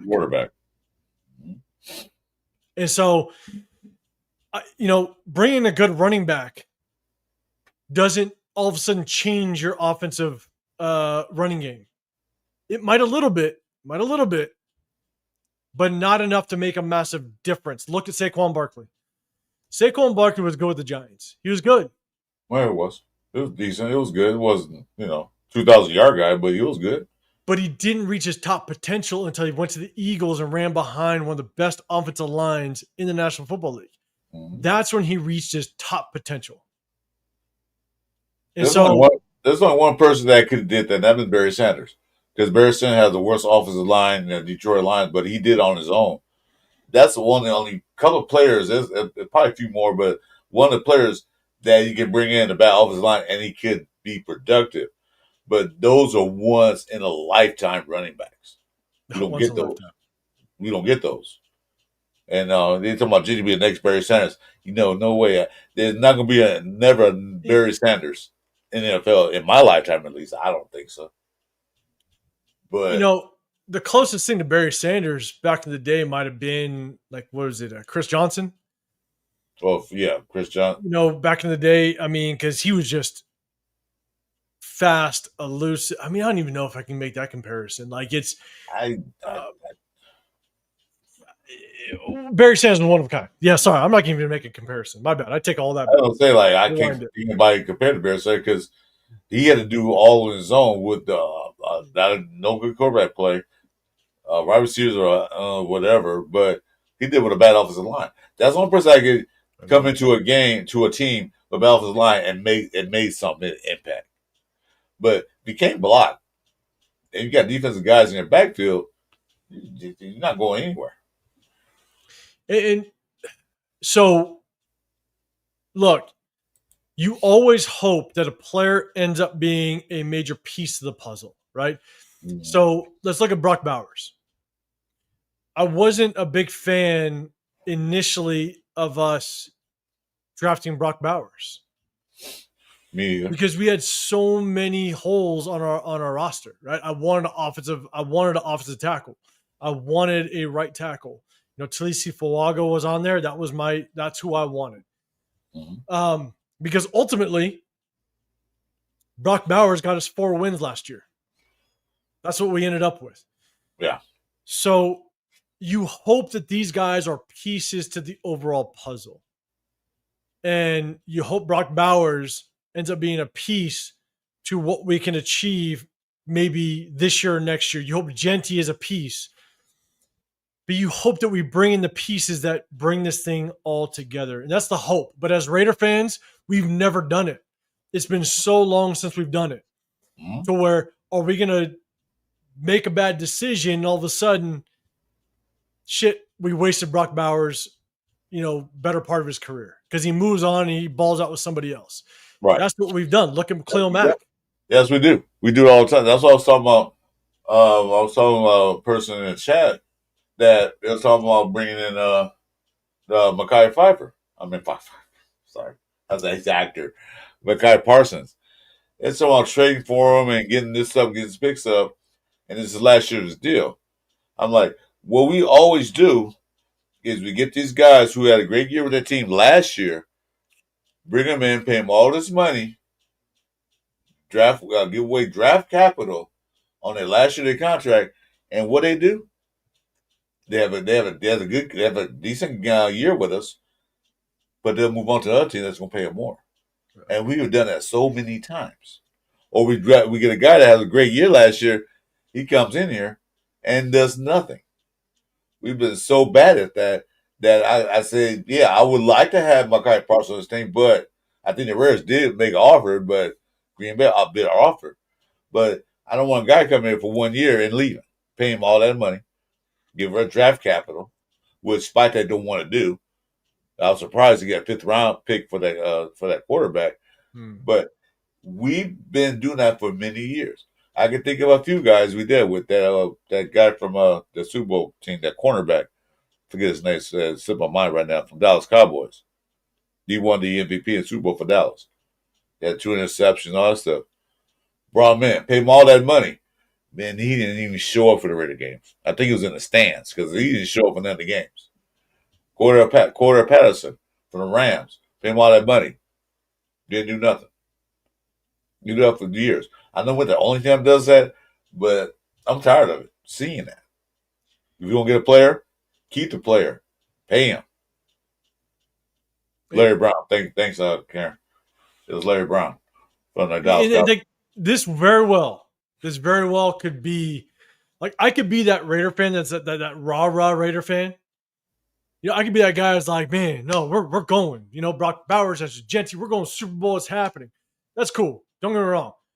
Love the Raider fans that are just, you know, very positive. Do your thing. But it also could be just Raiders PTSD. You know what I'm saying? Like we've seen it. We've seen it way too recent that we trade away a Khalil Mack. You know, or you know, back in the day, you know, when it was Derek Carr, Khalil Mack, and Amari Cooper. Mm-hmm. For me, I felt like Amari Cooper, if you were only going to pick 2 out of the 3, I would have moved on from Amari Cooper because he led the league in drops that season. So move on from him. But what happens? We move on from Khalil Mack and Amari Cooper. And I'm like, damn, you know, all we kept was Derek Carr. So it's, don't get me wrong, it could be just Raiders PTSD. That's just me, but we've gone through this way too goddamn much, and it's not like we have a head coach that we now can go, damn, we're setting the tone for the next 12 to 15 years. No, we're don't. Such in a weird situation. Well, 12, 15 years, I don't want to be here now. I'm 61 years old, so I don't want to be here 12, 15 years. Yeah, you will. I'm going to win. I'm almost in a win now mode. Like, come on, I got to do something now before I depart this earth. So, but my thing is like, I know how I feel about the Raiders. A Raider fan since '76. I've seen the good days, but I've been seeing a lot of bad days more often. I want to see something good happen. I'm not saying go win division, win the AFC West, go Super Bowl, win a championship. It would be nice. I'm not saying all that this year. I'm saying I want to see games that we're supposed to win. You know, some teams we could beat, we should beat. Some teams that we're not ready to beat, okay, we can't beat them, but don't get blown up, make it a close game where it comes down to the last team with the ball wins. Yeah. Let's play games like that again. Where damn the Raiders are eight what they are like, say for instance, like they're 6-4. But those 2 games that we were 4 with, we could have won those games except for a last minute field goal or some bull like that. Okay, close, but we couldn't get pulled off. Those things are a little bit better. I want to see games like that where, hey, we can win this game. We have ability to win this game, regardless of the outcome, regardless of the spread and the all that stuff. We can win this game. So that's what I want to see. Again, I want to be excited for Raider football. I don't want to be the laughing stock of the NFL anymore. I remember I was tapping in you guys' show and we are kind of talking about just the expectation of Genty, right? You know, I think you can kind of look at it 2 different ways because there's the expectation of Genty at the end of next year, of this coming year. You want him to be a focal point. You want him to get a certain amount of yards, whatever it may be. But for this coming game, because I talked about the fact that it's going to be such a coaching matchup, if Genty gets like 60 yards or whatever, you know, it is what it is. Like I'm going to give, as much as I have been critical of the Genty pickup. You know, I like Travion Henderson. I wanted us to prioritize the offensive line. I wanted us to prioritize potentially a number 1 receiver in the first. But I'm going to give any rookie time. It's going to be his first action against live starting bullets, not backups like in the preseason. All right. You know, it's his first, like you're talking about a 22-year-old kid playing in the National Football League for his first time against live bullets coming at him. I'm going to give him some grace. But look, if he gains 60 yards and maybe 20 on the ground and we win a game, cool. I'm good with it. Yeah. You know, it's all about how the game is managed. That's what I'm looking forward to. It's not necessarily about what Genty does. Now, if Genty ends the season and has a shit year, okay, different story. But it's all about how that first game is managed, in my opinion. I don't have much expectation out of Genty for the first 3 games. I'm gonna give him 3 games. But So we did a poll last night for that Friday night show, that wild show we had Friday, and we was asking how many yards Genty get. Somebody was saying like 220 carries for 150 yards. That's nice, but that's still too high. You know, he possibly could, but you got to look at what he's doing now. He's playing playing in New England. Okay, his defense that wasn't that bad last year. They were a suspect, but they weren't that bad last year. It's his first game. I know he played preseason, but it's going to be a bigger crowd on a hostile environment. You can't expect him to get that many yards. If he gets, like he said, 60, 70 yards, I say maybe 80 yards at max. I'll be happy with that. But my main thing is not the yards. It's the touchdowns. You can run the ball for 250 yards that game, but how many touchdowns you got? None. Do you guys win? No. Well, what good were you? We got 250 yards rushing. That's good for your stats, but it's not good for the team. You got that many yards, you should have at least 2 to 3 touchdowns. That's what I'm worried about. He can run for 30 yards, 805, and have 3 touchdowns. I'm happy with that more than he run for 200 yards. Yeah. I'm with you. It's more about me seeing just kind of how he molds his game. You know, does he make the first man miss?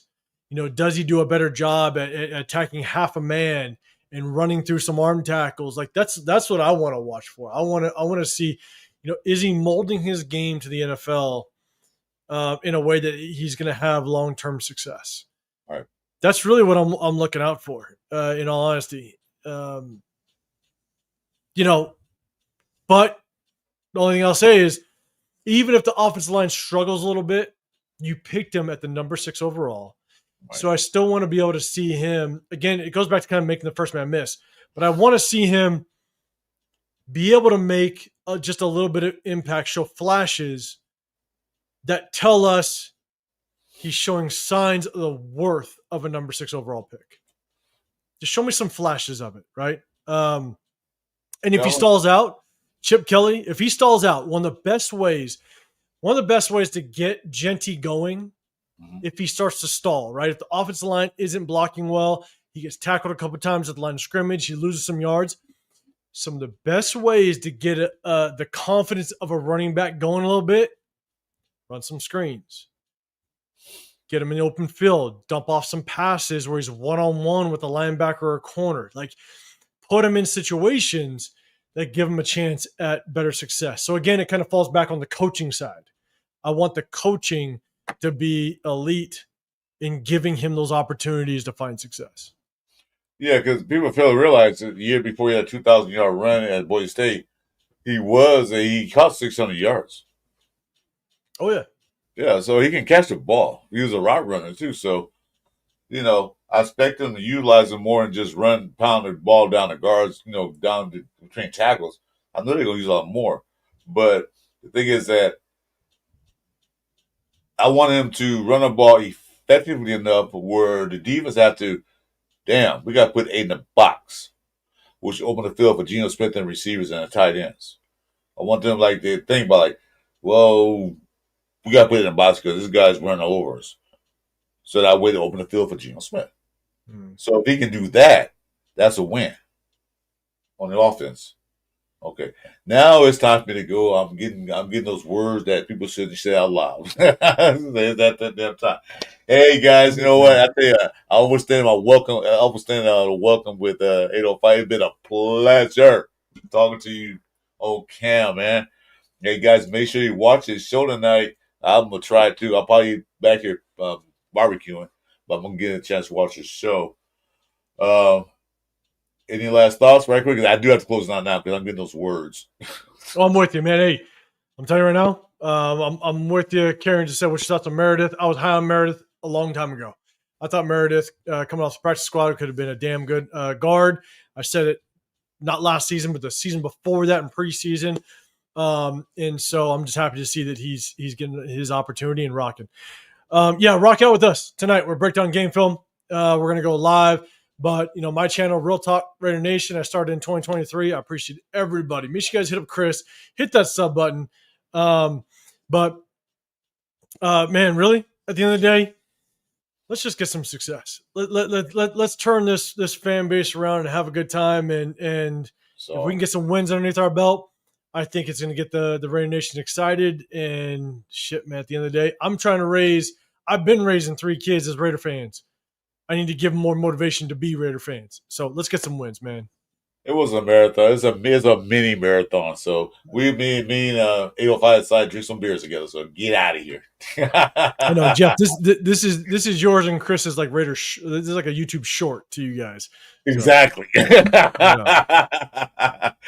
Anyway, guys. Hey, that's 805 Raider. Make sure you like, subscribe to him. I'm Chris4Raiders. Chris4Raider podcast. My next show will be Tuesday night. We're not going to do a Monday morning quarterback because Jeff's too tired to do one, plus a holiday anyway. So my next show will be with Jason. Hopefully, we'll see. And by the way, like I said, Jason probably has his paper right now. Before we speak, he hasn't updated me yet. But good luck to him. And we'll see you guys on Tuesday. 805. Pleasure, brother. Always a pleasure. Appreciate you. Thank you, man. Hey, and Jason, if you're still listening, good luck, brother. Hope everything goes well. Yeah, with that saying, y'all go Raiders.